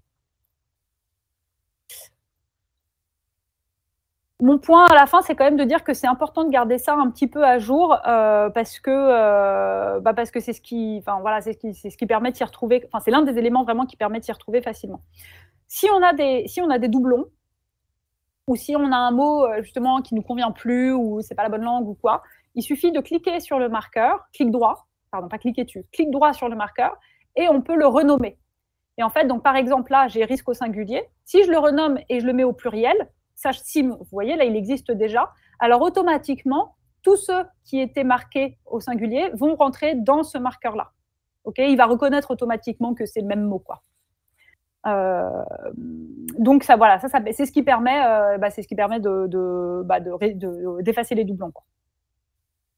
Si on supprime un marqueur, évidemment, il se retire de tous les endroits où on l'a mis. Si on met effacer le marqueur. On peut aussi, alors on peut faire quand même des petits trucs jolis, vous voyez, on peut mettre des couleurs à certains marqueurs. Alors pour ça, pareil, on fait clic droit, on attribue une couleur, on choisit la couleur. Là, si je clique sur le vert, j'ai 9 couleurs possibles. Il y a sa position qui est marquée, on définit. Et en fait, l'intérêt qu'on a, c'est que quand on met un marqueur coloré, vous avez vu, dans la bibliothèque, il y a un petit carré de couleur qui apparaît là. Et le marqueur lui-même, il a une couleur et il apparaît aussi en couleur dans la liste des marqueurs. Alors, l'intérêt, c'est que c'est joli, ça permet de mettre un petit carré de couleur. Sinon, l'autre intérêt, c'est que ça permet de faire apparaître certains points importants. Donc, voilà, moi, ce que j'aime bien, évidemment, le classique à lire. Donc, ça permet de voir toutes ces références qu'on a enregistrées en disant « c'est intéressant » et qu'on ne lit jamais, par exemple. Mais, en tout cas, on les voit apparaître, elles sont là. Ça peut être quand on a travaillé aussi avec ça, avec les couleurs, en travaillant sur une bibliothèque de groupe, sur laquelle je vais revenir rapidement, en mettant justement les trucs, pareil, en classant important, pas important, à citer dans le papier, etc. Donc, ça permet de les identifier, du coup, en un coup d'œil avec la couleur, quoi. C'est ça. L'autre intérêt, c'est que ça se rajoute très facilement. Parce que donc, si on est, par exemple, quand j'ai une référence sélectionnée, vous avez vu sa position là, en fait, il suffira que je clique sur 5 et automatiquement, le marqueur sera attribué. Donc, je n'aurai pas à rentrer dans marqueur pour taper ou bidule. Il suffira que je sois sur la ligne et que j'appuie sur 5 pour attribuer ce marqueur-là. Si j'appuie sur 1, ça m'attribuera le marqueur orange à lire, par exemple. Et donc ça, c'est pratique. Pour moi, c'est un truc utile à mettre justement au contraire pour dire, voilà, lu, pas important ou des choses comme ça ou à voir. Donc ça permet de classer rapidement dans sa bibliothèque. Un autre point, c'est que donc là, on met des marqueurs, à la notice dans son intégralité, mais en fait, on peut aussi mettre des marqueurs strictement sur les pièces jointes. Alors, tout à l'heure, vous avez vu, on a les pièces jointes associées par défaut, qui sont notamment les PDF, enfin, pas par défaut. On a un certain nombre de pièces jointes qui sont souvent apportées par défaut, mais sinon, on peut aussi les associer.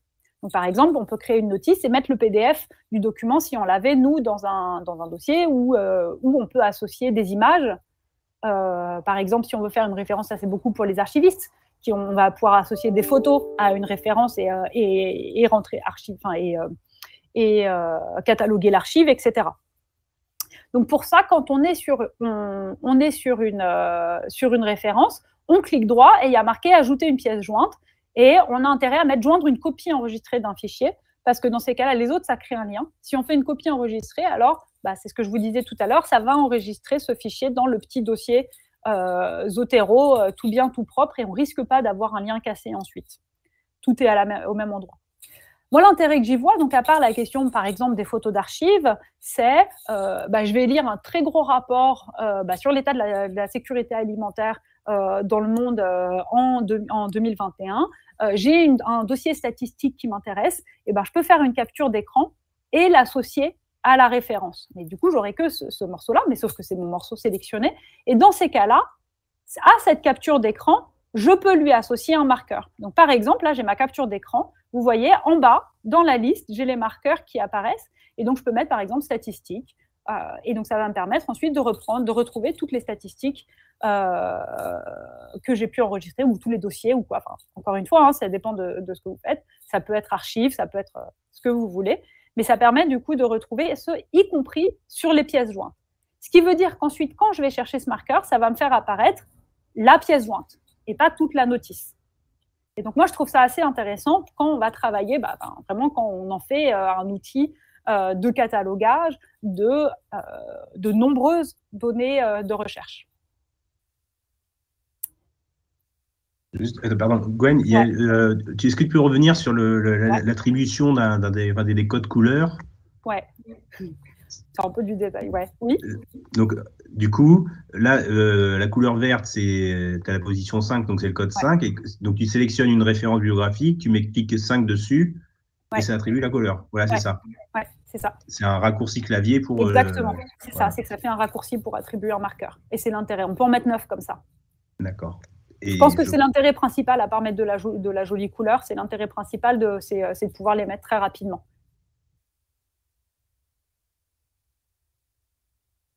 Et est-il possible de sortir une liste au format texte avec les marqueurs employés dans la base Zotero? Une liste avec les marqueurs. C'est-à-dire qu'une bibliographie où sont associés les mots-clés? Oui, en fait, oui. Oui. Oui, je vais expliquer un truc de ce type-là après. Alors, j'apporte. Il est 15h20. Ouais, faut que je me dépêche. Non, c'est pas faut que tu te dépêches. Après, si on prend les remarques aussi au fil du lot, on peut considérer que la discussion est en train de se faire. Hein. Ouais, mais ça va aller.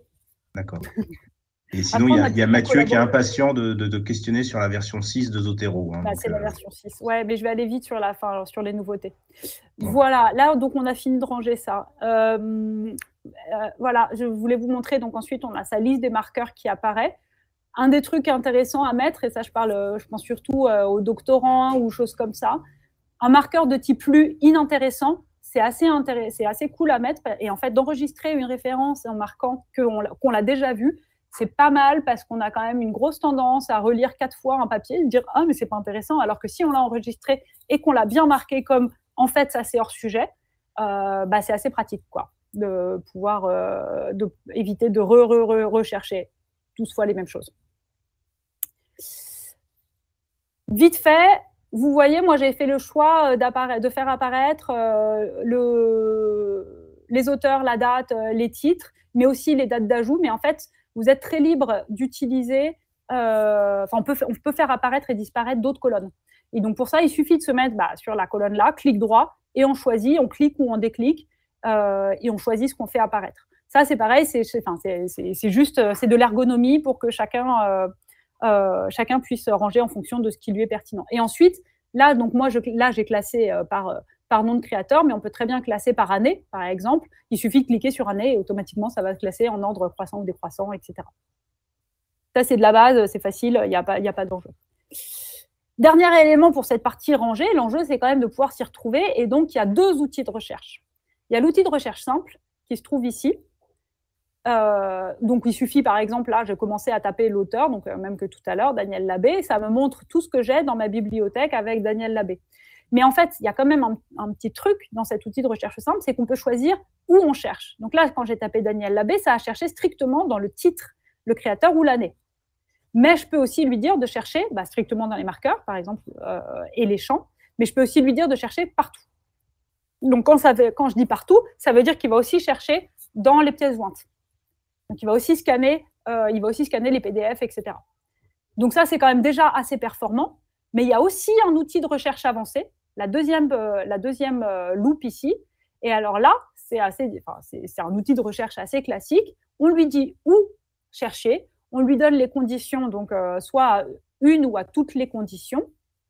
Et là, on peut choisir, par exemple, le marqueur, on peut choisir ça. Donc là, ce que j'ai fait comme recherche, je voulais dire, dans mon champ, sur le marqueur changement climatique que j'ai marqué tout à l'heure, que j'avais sélectionné, je veux chercher tout ce que j'ai qui soit postérieur à 2018. Et alors là, ça me fait apparaître les références que j'ai, que j'ai taguées en changement climatique et qui ont été publiées après 2018. Et en fait, ce qu'on peut faire là-dedans, et ça c'est rigolo, c'est qu'on peut enregistrer la recherche, à part voir ça, on peut aussi enregistrer la recherche. Et alors là, on a en dessous de nos collections, on a une nouvelle collection qui apparaît donc avec cette icône violette comme ça. Et en fait, du coup, c'est une collection dynamique. Ça veut dire qu'à chaque fois que je vais rajouter une nouvelle référence qui correspondra à ces critères, automatiquement, elle sera enregistrée là-dedans. Okay, alors là, c'est par exemple, je vous ai montré adaptation et Vietnam, c'est j'avais besoin de voir ce qui, dans la pièce jointe, donc typiquement dans les PDF comme ça, contenait à la fois le mot adaptation et à la fois le mot Vietnam, parce que je voulais voir ce que j'avais dans ma bibliothèque qui parlait des questions d'adaptation au changement climatique au Vietnam. Et en fait, donc ça me donne toute une liste de références, ça me fait une collection, et cette collection, donc elle est dynamique. À chaque fois que j'ai quelque chose, que j'enregistre quelque chose qui correspond à ces critères-là, et ben automatiquement, c'est ajouté à cette collection. Voilà, donc ça, c'est assez pratique. Le point, c'est juste de dire que tous ces points, en fait, on a des outils de recherche à l'intérieur de sa bibliothèque qui sont assez robustes et efficaces. Alors, on va faire vite fait comment on collabore, parce qu'on va dire, bah, c'est bien beau, j'ai une belle bibliothèque, mais j'écris un papier avec mes camarades qui n'ont pas Zotero, là, comment on fait? On les forme à Zotero. Mais on va voir comment il faut s'assurer que tout le monde ait la même base de biblio. Alors pour ça, pour travailler en équipe, on est obligé de créer un compte. Donc sur Zotero, il suffit de créer un compte, là avec login, on crée un compte. Et ensuite, ça permet de synchroniser sa base de données. Donc là, j'ai rouvert les préférences dans le logiciel. Vous voyez, il y a l'onglet synchronisation. Et là, à ce moment-là, on rentre son nom d'utilisateur. Et là, automatiquement, en fait, toute sa base de données, elle est synchronisée en ligne sur zotero.org.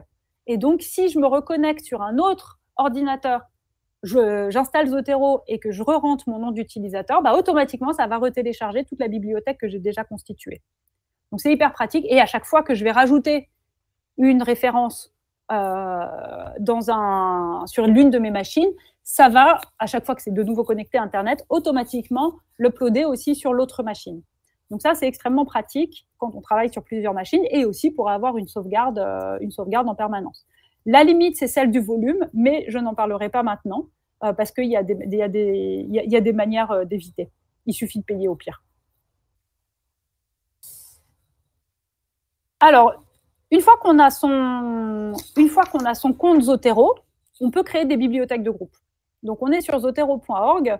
Vous voyez, dans les groupes, en fait, après, on peut faire create a new group et on peut créer des groupes. Donc là, vous voyez ceux que j'ai, qui sont typiquement des groupes pour écrire des papiers. Elles apparaissent ici. Donc là, on retourne dans le logiciel. Elles apparaissent sous ma bibliothèque. Vous voyez, il y a toutes les bibliothèques de groupe qui apparaissent sous notre bibliothèque. Un truc important à savoir, c'est que donc, notre bibliothèque et les bibliothèques de groupe, ce sont des choses différentes. C'est-à-dire que, par défaut, ce qui est dans les bibliothèques de groupe n'est pas dans ma bibliothèque à moi. Mais par contre, je peux les consulter de la même manière. Il suffit que je clique dessus. Mais si quelqu'un rajoute, par exemple, là, sur le dossier article dons et dettes, là, que j'ai écrit avec un camarade, si lui, il ajoute des références dans cette bibliothèque-là, elles vont apparaître strictement dans cette bibliothèque-là. Elles ne vont pas être enregistrées dans ma bibliothèque à moi. C'est-à-dire que nos partenaires ne peuvent pas venir mettre le bazar dans notre bibliothèque perso. Okay, c'est des choses différentes. Ils peuvent mettre le bazar dans une bibliothèque partagée, mais ils ne peuvent pas mettre le bazar dans notre bibliothèque perso. Et en revanche, du coup, pour alimenter les bibliothèques de groupe, il suffit, comme on a fait pour les collections là, il suffit de faire un copier-coller et donc de faire glisser les références de notre bibliothèque vers les bibliothèques de groupe ou réciproquement. Si on veut, s'il y a une bibliothèque, s'il y a un truc de la bibliothèque de groupe qu'on a envie de mettre dans la nôtre. Quand on cite quelque chose, on voit d'où ça vient. Vous voyez, c'est marqué de quelle bibliothèque ça vient. Ici, là, je fais une citation d'une bibliothèque partagée, mais en fait, ça apparaît exactement de la même manière. Ça ne change rien quand on cite. Au moment où on cite, au moment de produire la bibliographie, évidemment, ça ne change rien. OK ? C'est strictement pour le rangement que ça change quelque chose.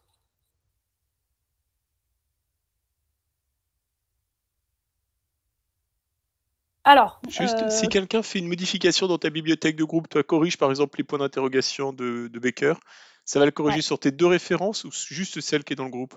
Juste dans le groupe. C'est hermétique. Si on veut passer de l'un à l'autre, on peut, mais de base, ce que font les autres, ça ne va pas du tout intervenir sur notre bibliothèque là, ça va intervenir que là. Et heureusement. Et de base, et c'est pareil, si quelqu'un dans une référence que moi j'ai copié par exemple une référence de ma bibliothèque dans une bibliothèque de groupe, si quelqu'un va changer par exemple les marqueurs ou quelque chose comme ça ne changera que dans la bibliothèque de groupe. Ça va pas revenir à l'origine. Et est-ce qu'il est possible de voir ce qui a été changé? Parce que quelquefois, les changements que le groupe fait peut être intéressant, ce que disait Damien, les points d'interrogation enlevés. Je ne sais pas, il faut demander, de voir l'historique des modifications, il faut demander à quelqu'un d'autre que moi. Voilà. Je ne me suis jamais posé la question. Alors, donc je vous l'ai dit, pour alimenter une bibliothèque de groupe, il y a la manière de simplement prendre dans sa bibliothèque à soi et faire glisser dans la bibliothèque de groupe. Vous voyez, là, ici, je prends cette référence, Ledger, et puis je vais la mettre dans cette bibliothèque-là. Ça la copie. Il y a une autre manière, en fait, c'est que quand on enregistre, donc avec l'icône, quand on enregistre depuis Internet directement, en fait, on peut cliquer sur la petite flèche à côté et choisir où enregistrer. Donc, par exemple, si j'ai un papier qui me semble intéressant pour tel groupe de référence, mais que je n'ai pas envie d'avoir dans ma bibliothèque à moi, il suffit de choisir la bibliothèque dans laquelle on veut le mettre. OK ? Et alors, par contre, il faut faire attention à ça parce que par défaut, ça reste... par défaut, en fait, il a tendance à enregistrer dans la dernière bibliothèque ou dans la dernière collection où on était en train de travailler dans Zotero. Donc, il faut quand même toujours vérifier quand il marque enregistrer dans, il faut quand même vérifier, il faut jeter un œil sur où est-ce qu'il enregistre. Bon, à la fin, c'est quelque part, et donc ça se retrouve au pire avec la recherche, mais il faut quand même vérifier ça. Alors ensuite, donc ça, c'est on peut créer un groupe. On a plusieurs options. On a public, mais avec accès restreint et privé. Donc typiquement privé, c'est pour quand on veut faire un truc entre soi. Les bibliothèques publiques, ça permet en fait de faire des bases de consultation. Donc que d'autres membres, par exemple, si on a un truc, je ne sais pas si on veut faire ça pour un cours et donc donner accès à tous les étudiants, ils pourront, dans ces cas-là, venir consulter sans forcément pouvoir contribuer à la bibliothèque. On reviendra peut-être dans les détails là-dessus, je ne vais pas forcément aller outre mesure, mais il y avait juste quand même une différence, c'est que si c'est tout ouvert, pour une bibliothèque toute ouverte, et même à partir du moment où c'est public, si je ne me trompe, on ne peut partager que les références et pas les documents associés. Alors que dans une bibliothèque privée, donc où on choisit qui et on invite strictement les personnes, les membres, là, on peut partager les PDF. C'est pour une question de droit d'auteur essentiellement. C'est-à-dire qu'on ne peut pas aller chercher dans une bibliothèque publique Zotero s'il y a tel papier qui est derrière, pour lequel normalement il faut payer, quoi. Alors que dans une bibliothèque privée, on peut le faire, on peut partager.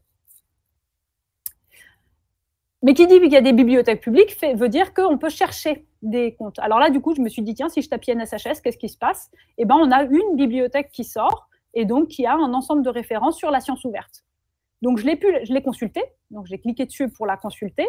Je la vois ici. Donc là, on est dans Zotero.org. On n'est pas dans le logiciel. On est sur Internet. Donc, Zotero.org, ça apparaît comme ça. Et en fait, si je clique ici là, sur le View Library, en fait, ça m'apparaît comme ça. Donc, vous voyez, j'ai mes bibliothèques à moi et celle-ci. Et donc là, si je le souhaite, je peux très bien copier des références vers ma bibliothèque à moi. Donc, je ne peux rien faire d'autre. Je ne peux que consulter cette bibliothèque, puisque j'en suis pas membre, c'est une bibliothèque publique.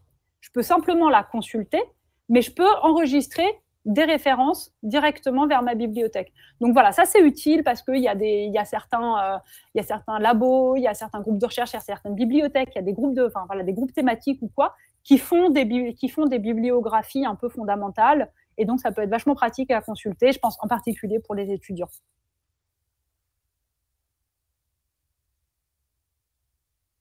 Mais voilà, donc c'est ma dernière partie. Et on va parler de Zotero 6, c'est qu'il y a There is more to my story. Maintenant, on peut travailler directement dans Zotero. Zotero, c'est bien plus que juste un gestionnaire de bibliographie. J'ai oublié de demander des questions, s'il y avait des questions sur la partie d'avant, sur collaborer. On va peut-être faire ça ou attendre la fin.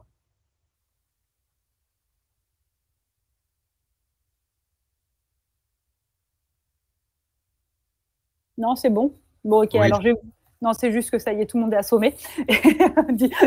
Tout le monde a renoncé à savoir... Non, les commentaires sont un peu longs, mais il y a Martin qui dit qu'il a une question non répondue. Mais il faut la retrouver. Ah, Mince. Ok, bah, je te laisse le temps de la retrouver et je vais vous dire. Si l'on veut citer dans le texte de différentes manières, exemple l'engagement selon machin 2021 ou l'engagement entre parenthèses machin virgule 2021. Il me semble que tu as répondu à ça. Oui, absolument. Il suffit de cliquer sur. Je vais répéter, c'est pas grave.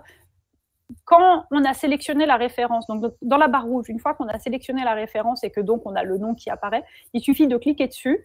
Il y a un petit pop-up là, un petit pop-up qui apparaît, et dans ces cas-là, on peut choisir supprimer l'auteur, par exemple. Voilà. Donc en effet, il pourra revenir sur le diaporama, c'est marqué.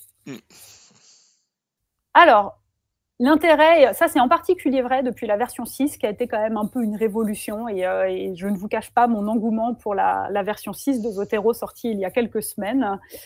C'est que maintenant, on peut vraiment beaucoup plus facilement travailler dans Zotero. C'est-à-dire que maintenant, avant, quand on ouvrait un PDF, ça le rouvrait ailleurs. Maintenant, le PDF s'ouvre directement dans Zotero. Vous voyez ici, ça fait des onglets. Quand on ouvre, si on veut ouvrir un document avec un PDF, il apparaît directement dedans. Et alors, du coup, c'est assez génial parce que de base, on peut surligner. Voilà, ça permet de prendre des notes. On peut surligner directement et on peut choisir la couleur. Donc, ça veut dire qu'on peut faire, par exemple, on peut avoir différentes catégories selon ce qu'on veut faire pour soi-même. On peut ajouter des post-it où on note des trucs. Par exemple, ouais, ça me fait penser à telle chose comme ça. Vous voyez, le post-it, il est là, à cet endroit-là, et ça apparaît là aussi.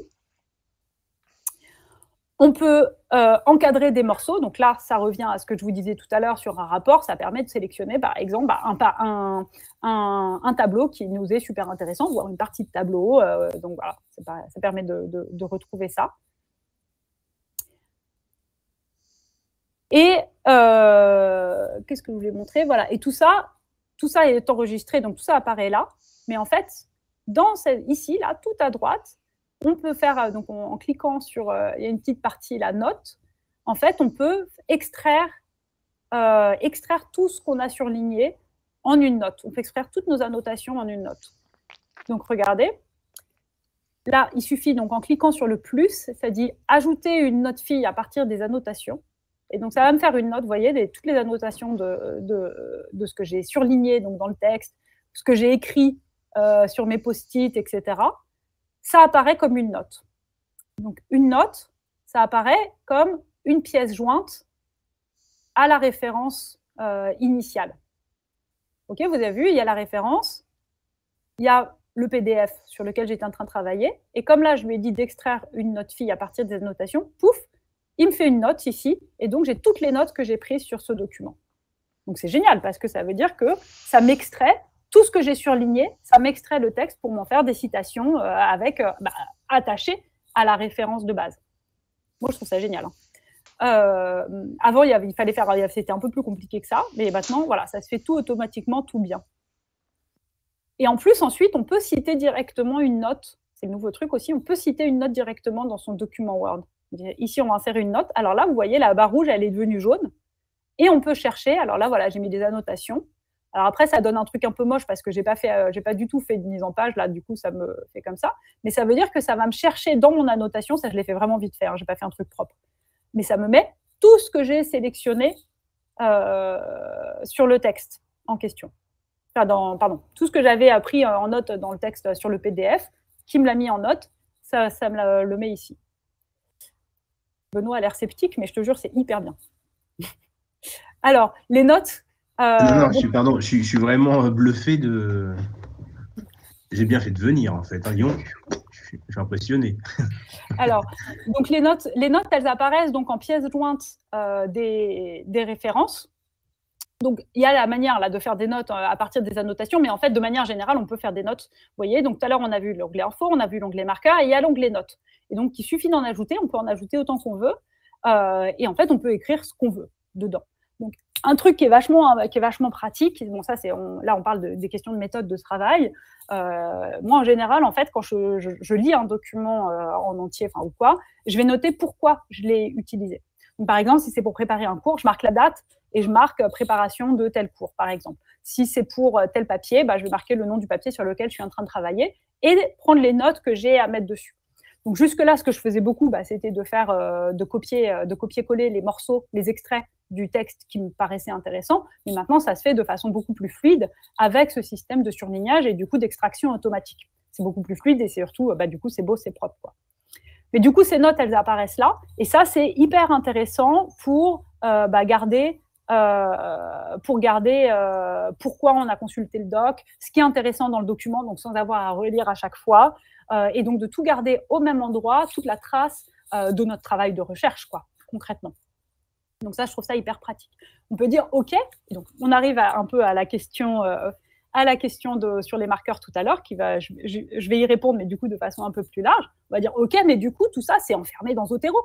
Super, mais moi j'écris dans un document Word, j'écris pas dans Zotero, quoi. Et en fait, alors il y a des manières, on peut extraire tout ça. Une manière de le faire, alors je l'ai fait à partir d'une collection, mais je peux le faire d'une autre manière. Par exemple, donc là-dedans, un truc que j'écris, j'ai fait quand même beaucoup de revues de littérature, donc j'ai une collection avec, je sais pas, une centaine de papiers sur lesquels j'ai mis beaucoup de notes, parce que j'ai mis pourquoi c'était intéressant, quelle était la problématique, etc. Donc j'ai toutes les notes, et puis tous les extraits qui me paraissaient intéressants. Donc il suffit de cliquer droit sur sa collection. Encore une fois, ça marche. Il suffit sinon de sélectionner un certain nombre de références, etc. Là, je vous le donne à partir d'une collection, mais en fait, on peut le faire d'une autre manière. Et on met « Établir un rapport à partir de la collection ». Et en fait, le rapport, ça donne un document comme ça au départ. C'est un document de base qui est en HTML, mais qu'on peut du coup imprimer en PDF pour que ce soit plus souple d'utilisation. Mais ça extrait ce document HTML. Du coup, pour répondre à la question de tout à l'heure, il suffit de cliquer sur le marqueur qu'on veut, sélectionner toutes les références associées à ce marqueur et créer ce rapport à partir, donc, du coup, qui inclut toutes les références liées à ce marqueur. Est-ce que c'est clair ce que je viens de dire? Il suffit de créer un rapport à partir de la sous-collection qu'on a créée en cliquant sur le marqueur, en sélectionnant les références. Et donc, on a ce document où on a le titre et on a tous les éléments qu'on a entrés dedans, enfin tous les éléments, toutes les caractéristiques. Donc là, on a les marqueurs. Attends, ils ne sont pas remarqués? Non, ils ne sont pas marqués, les marqueurs. Mince. J'ai un doute. Je n'ai pas vérifié. Et ça nous met en dessous toutes les notes qu'on a prises. Donc, toutes les notes associées à un texte. Donc, c'est à un document. Donc, ce que je veux dire, c'est que, par exemple, quand je vous disais, j'ai fait de la revue de littérature et j'ai mis les notes, regardez, en fait, après, ah mince, pas du tout. Il est là. Ce document, j'ai un document, à la fin, ça me donne un document PDF où, sous chaque référence, j'ai toutes ces caractéristiques dont, en général, sont résumées, et toutes les notes que j'ai prises sous ce document. Donc, les trucs, les uns à la suite des autres. Hein, donc, ce n'est pas organisé, mais par contre, j'ai un document avec toutes les informations que je veux sur cette sous-collection de références. Et donc ça va par exemple être ensuite pratique à travailler, par exemple, sous NVivo si je veux faire mon analyse à partir du document ou même dans un document Word en utilisant le document HTML au départ, etc. Donc ça permet, par exemple, de fournir une bibliographie annotée, ça permet d'avoir un dossier avec toutes ces notes, etc. Enfin, moi, j'ai trouvé ça hyper pratique pour travailler de cette manière-là. Je ne suis pas totalement sûre d'avoir répondu à la question qui était posée, mais il pourra la reposer après et plus précisément. Je veux juste conclure du coup. Ce que je trouve intéressant, c'est que, ce que je voulais dire quand même, c'est qu'il y a des connecteurs qui permettent de synchroniser une bibliothèque Zotero avec une bibliothèque BibTeX pour les gens qui écrivent en LaTeX et qui vont faire qu'à chaque fois qu'on ajoute une référence dans Zotero, ça va créer automatiquement aussi une référence dans sa bibliothèque BibTeX. Et donc ça, en général, c'est plutôt moins pour les gens qui sont en SHS que pour convaincre les gens hors SHS de l'intérêt de Zotero. Mais c'est vachement pratique pour quand on écrit un document long et qu'on utilise LaTeX pour écrire un document long. De manière générale, sinon, voilà, ce que je trouve intéressant, c'est vraiment cette interopérabilité. Parce que, donc, j'ai dit, on peut importer depuis Mendeley, depuis EndNote, etc. On peut importer son ancienne bibliothèque, mais évidemment, on peut l'exporter aussi. La bibliothèque Zotero, on peut l'exporter en BibTeX, on peut l'exporter vers autre chose. Voilà, donc après, il y a plein d'autres petites choses que ce que je vous ai présenté, mais et puis après, ce qui compte, c'est quand même vraiment de s'adapter à ses usages. L'un des intérêts aussi, c'est qu'il y a une grosse communauté en ligne, il y a vraiment plein de tutos en ligne à des degrés de précision et de détails très variables. Je vais mettre quelques références après sur ce que j'ai utilisé pour préparer ce tuto-là. Mais mon point, c'est que globalement, c'est quand même un outil qui est très facile à prendre en main au départ. Franchement, en 2 ou 3 heures, on prend en main et qui a un très gros intérêt du coup à s'y mettre quoi qu'il arrive, quels qu'en soient ses usages, parce que ça permet vraiment de répertorier de façon un peu rigoureuse toutes les références qu'on est susceptible d'utiliser. Et je vous dis, je parle d'un côté très académique des papiers, mais ça peut être aussi des sites web, ça peut être vraiment plein de choses différentes qu'on peut répertorier et inventorier de cette manière-là.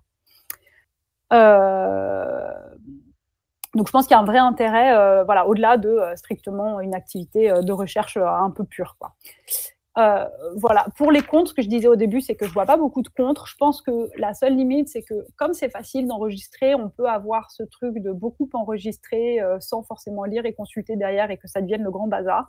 Ça requiert quand même un petit peu de rigueur pour ranger, notamment pour marquer, pour mettre aux bons endroits, etc. Donc, ça demande un peu de rigueur pour le rangement, mais c'est quand même bien la seule limite que j'y vois à ce stade. Donc, voilà les ressources principales, enfin en tout cas un certain nombre de ressources possibles. Et je vous remercie. Et donc je suis ouverte à toutes les questions, mais je ne sais pas répondre à tout, vous avez vu. Merci beaucoup Gwen pour cette présentation, parce que du coup, je pense que l'objectif c'était de montrer que Zotero c'était au-delà d'un simple logiciel de gestion de notices bibliographiques. Juste, oui, tu as parlé des ressources et des forums, donc là je pense qu'on a la réponse, mais les forums sont francophones ou c'est il y a les deux, il y a plein de langues. Il y a plein de langues.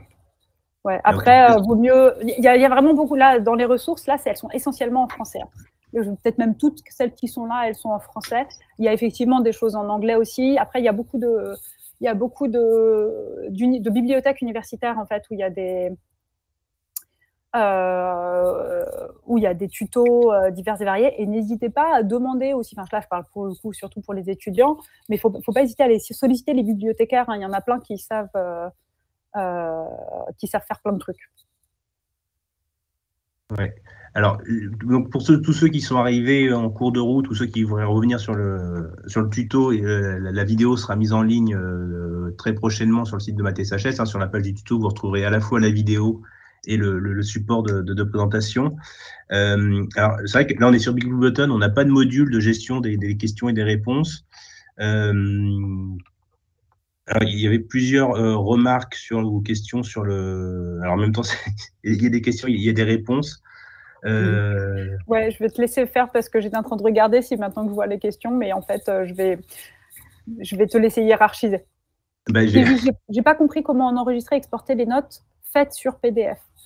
Alors, je vais revenir là-dessus, parce que ça, c'est vraiment l'un des points intéressants.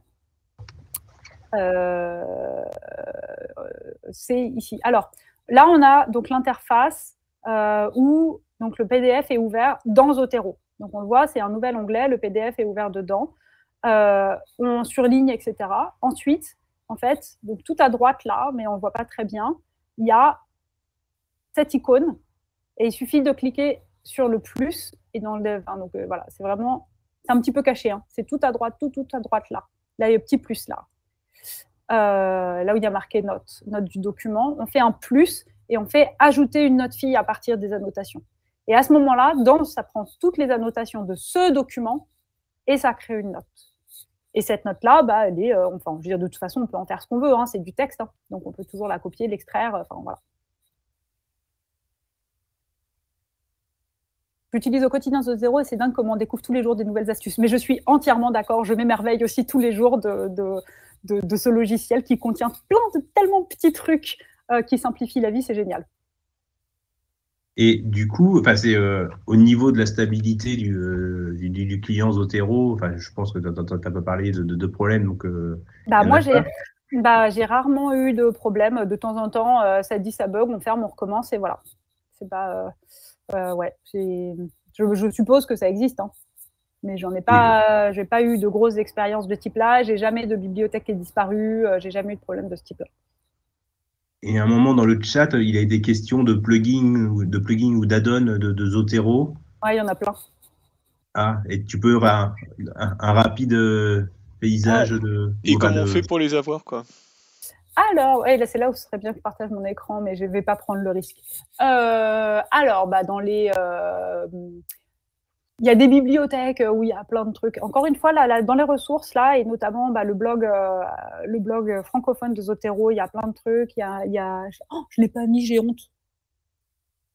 Il y a sur Hypothèse, mais si, ça doit être celui-là. Ah oui, si, c'est celui-là, pardon. C'est celui-là, là, le blog francophone sur Hypothèse. Il répertorie vraiment plein de choses dessus. Donc, allez-y, allez le consulter, c'est super bien fait. Alors, les plugins, bah, il y en a à chercher directement dans son navigateur. Bah, l'un des principaux, alors il y a plusieurs trucs intéressants. Après, ça dépend de ce qu'on veut faire. Par exemple, il y en a un qui est avec, ah bah super, il y a quelqu'un qui met un GitHub. Il y a un truc qui permet de faire un lien avec Isidore directement pour pouvoir aller chercher dans Isidore directement, mais c'est pas un truc que je fais au départ. Donc, j'ai pas développé. Un de ceux qui était intéressant, c'était Zotfile qui faisait ça, qui permettait d'extraire les annotations, mais maintenant il n'y a plus besoin puisque c'est en natif. En revanche, ça permet par exemple de renommer son PDF, mais bon, ça c'est un peu du détail. Et il y en a un aussi qui permet j'ai oublié son nom, qui permet en fait de demander à Zotero de chercher dans toutes les bibliothèques possibles s'il trouve un PDF associé en open access ou un PDF disponible. Par exemple, pour des articles dont on n'a que la référence et dont on n'a pas, le PDF au départ. Voilà. Mais il y a vraiment plein de trucs. Après, ça, il faut regarder dans le détail selon ses besoins, quoi.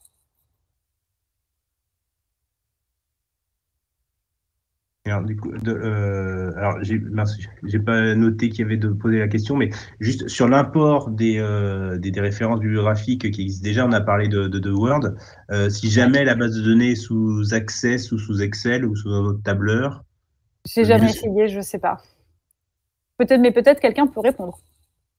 Ou de faire un fichier à plat sur un éditeur de texte et d'importer depuis l'éditeur de texte, je pense, mais. Ouais, là je sèche sur les biblios qui sont déjà constitués. Moi j'avais ça parce que j'étais passée d'un truc qui a craché, qui n'existe plus, à Zotero au début de ma rédaction de thèse. Et en fait, ce que je faisais, c'est que j'enregistrais, à chaque fois que j'utilisais une nouvelle référence, je l'enregistrais, ce qui permet de faire ça au fur et à mesure, plutôt que d'avoir, quand on n'a pas quand on n'a pas juste par exemple les PDF ou quoi, ça permet de le faire au fur et à mesure, quoi. Mais peut-être, ça existe, peut-être c'est possible. Enfin, même je suis sûre qu'en demandant pareil, il faut aller regarder sur les forums ou quoi. Comment on fait à partir d'un document Word ou d'un document Excel. Je pense avoir déjà vu ça, mais du coup, je n'ai pas la réponse parce que je ne l'ai pas pratiqué. Et puis, du coup, dans le chat, il y a Yann Johnson qui nous précise qu'avec Eurist, on peut aller dans l'autre sens, on peut connecter Zotero à Eurist et du coup créer une base de données et exploiter après les données Zotero dans Eurist. Ouais, en fait, c'est le gros intérêt du logiciel libre et en open access comme ça, c'est qu'en fait, il y a beaucoup de contributeurs, il y a plein de gens qui font des trucs, qui vont faire des connecteurs ou quoi, et globalement, ça marche bien, quoi. Il y a plein de gens qui se sont déjà posé les mêmes questions que nous et qui ont donc déjà des réponses. Et c'est l'intérêt, voilà, c'est qu'il y a quand même vraiment une très grosse communauté d'utilisateurs. On peut faire des exports CSV, ouais, c'est possible.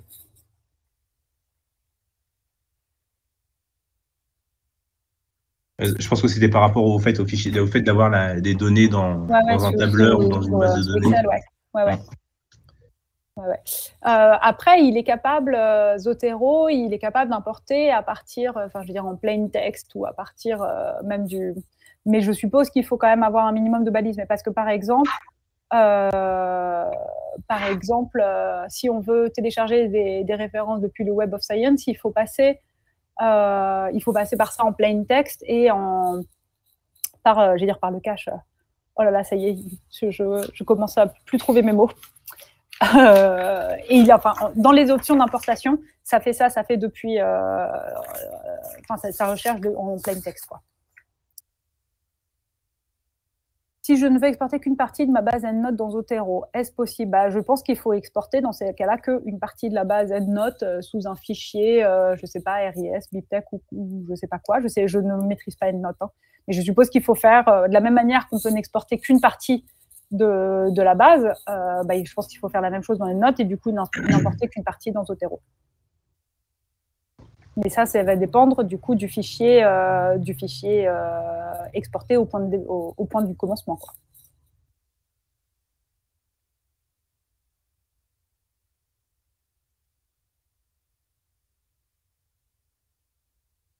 Alors, les autres, là, c'est plus des questions, c'est des gens qui répondent, c'est bien. Ouais. C'est pratique. Ah ouais, voilà, vous voyez, je vous dis, il y a plein d'autres petits trucs. Par exemple, il y a quelqu'un qui dit comment on sait en un papier dans quelle collection il est. Il y a des trucs pour faire apparaître, il y a des raccourcis clavier. Mais vraiment, c'est l'intérêt voilà, d'avoir une grosse communauté d'utilisateurs, quoi. Est-ce que tu disais au début que la communauté c'était les SHS, mais maintenant c'est tout le monde, hein. Ouais, ça s'est un peu élargi quand même parce que c'est tellement pratique. Non, oui, je pense que ça. Effectivement, au départ, c'est un truc qui a été fait par un centre historique, mais oui, ça s'est largement élargi, ouais. Parce que c'est magique. Il ne faut pas hésiter à convertir nos collègues hors SHS, parce que moi, je vois encore, il y a des gens, ils font encore juste des dossiers avec des PDF dedans, donc ouais, c'est bon, on peut partager, il suffit de partager ça de partager un dossier de PDF dans Dropbox, quoi, mais c'est pas pratique, honnêtement, c'est pas pratique. Faites des bibliothèques partagées Zotero, c'est pratique, c'est beaucoup plus utile, beaucoup plus efficace.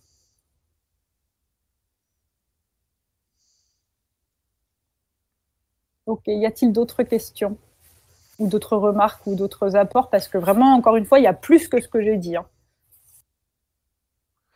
Par exemple, il y a aussi moyen de s'abonner à des flux RSS de blog ou de choses comme ça et que ça apparaît automatiquement. Il y a dans les petits trucs en plus. Non, la seule limite, je crois qu'il y a un truc qu'EndNote peut faire et qu'on ne peut pas faire directement dans Zotero, sauf erreur de ma part, c'est qu'il me semble que dans EndNote, on peut interroger directement des bibliothèques universitaires et que ça, autant que je sache, on ne peut pas le faire directement dans Zotero. Alors, je te confirme qu'on peut le faire dans EndNote. Mais j'y ai pas pensé qu'on pouvait pas le faire dans Zotero. Voilà, je crois que mais voilà, encore une fois, j'en suis pas certaine. Peut-être que quelqu'un va me détromper. En tout cas, c'était effectivement très en évidence dans EndNote. C'est ça, et ce qui est quand même un gros argument. Et ça le fait depuis très longtemps, mais ça marchait quand même pas toujours extrêmement bien. Tu parles au passé? Disons que moi, j'utilise plus EndNote, mais j'avais des problèmes quand je l'utilisais. Ok, on peut le faire dans Zotero, mais il faut ajouter la bibliothèque. Alors oui, j'ai vu un truc comme ça, mais j'ai pas trop trouvé comment ça fonctionnait. Mais il y a quelqu'un. Ok, donc visiblement, en cherchant, on peut le faire. Oui, parce qu'EndNote, on peut se connecter à la bibliothèque du Congrès américain, notamment qui est l'équivalent de leur BNF, quoi. Et donc normalement, ça permettait d'avoir tous les livres à quelque chose près, et la BNF aussi, on pouvait le faire, mais je trouvais que ça plantait. Ok.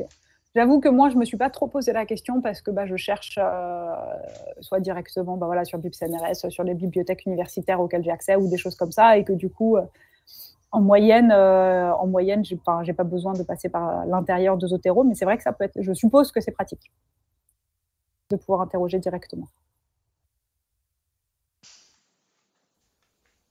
Disons que ce que tu nous as montré, c'est-à-dire que EndNote à l'époque ne savait pas aller chercher sur Kern. Hein. Peut-être que maintenant ils savent, mais on récupère beaucoup sur d'autres bases de données qui sont plus adaptées en quelque cas, ça peut être aussi bien, voire mieux. Donc il y a des gens dans le chat qui disent ouais, on peut. C'est bien. Oui, c'est ça, dans les outils de recherche, on peut lui demander quoi chercher. Ce que je vous ai dit, c'est que j'ai vu qu'il y avait un lien avec Isidore et je suppose qu'il y a d'autres trucs comme ça où on peut aller chercher quoi. Ah oui, si, alors on parle de raccourci clavier là. J'ai juste un point où à la longue, quand on écrit dans Word, par exemple, à la longue, à chaque fois, aller cliquer sur l'onglet Zotero, l'onglet citer, c'est un peu pénible quand on cite beaucoup, mais du coup, il suffit de lui attribuer, il n'y en a pas par défaut de raccourci clavier, mais il suffit de lui attribuer un raccourci clavier pour pouvoir citer et donc ouvrir la barre rouge de citation automatiquement, plutôt que d'avoir à aller cliquer à chaque fois. Je recommande quand on écrit beaucoup dans Word et qu'on cite beaucoup. Mais ça, il faut faire un tuto Word, comment ajouter des raccourcis clavier dans Word. C'est pas très difficile. On peut créer tout un document structuré via les notes. Bah oui, puisqu'en fait, vous l'avez vu, je vais revenir dans le truc, dans l'onglet de notes. Enfin, c'est une affirmation, mais je vais le montrer quand même. Si tu as vu la suite de l'affirmation, c'est tous les raccourcis clavier. Ouais. Mais de toute façon, ça apparaît, en fait. Voilà. Bon, vous regardez là dans les notes, vous voyez, il y a plein de trucs là, et en fait, il suffit ensuite de structurer ou pas. L'intérêt, c'est que quand on cite ici, en fait, ça prend la mise en forme, de la note qu'on a mis dans la note. Donc, vous voyez là, c'est pour ça, là, c'est moche, c'est pas mis en marche. Ah, regardez, voilà, c'est là. C'est pas mis en page. Mais je suppose que c'est pareil, c'est pratique selon comment on veut citer ou des choses comme ça. Voilà. Donc pour faire quelque chose un peu moins brouillon que juste du copier-coller, quoi.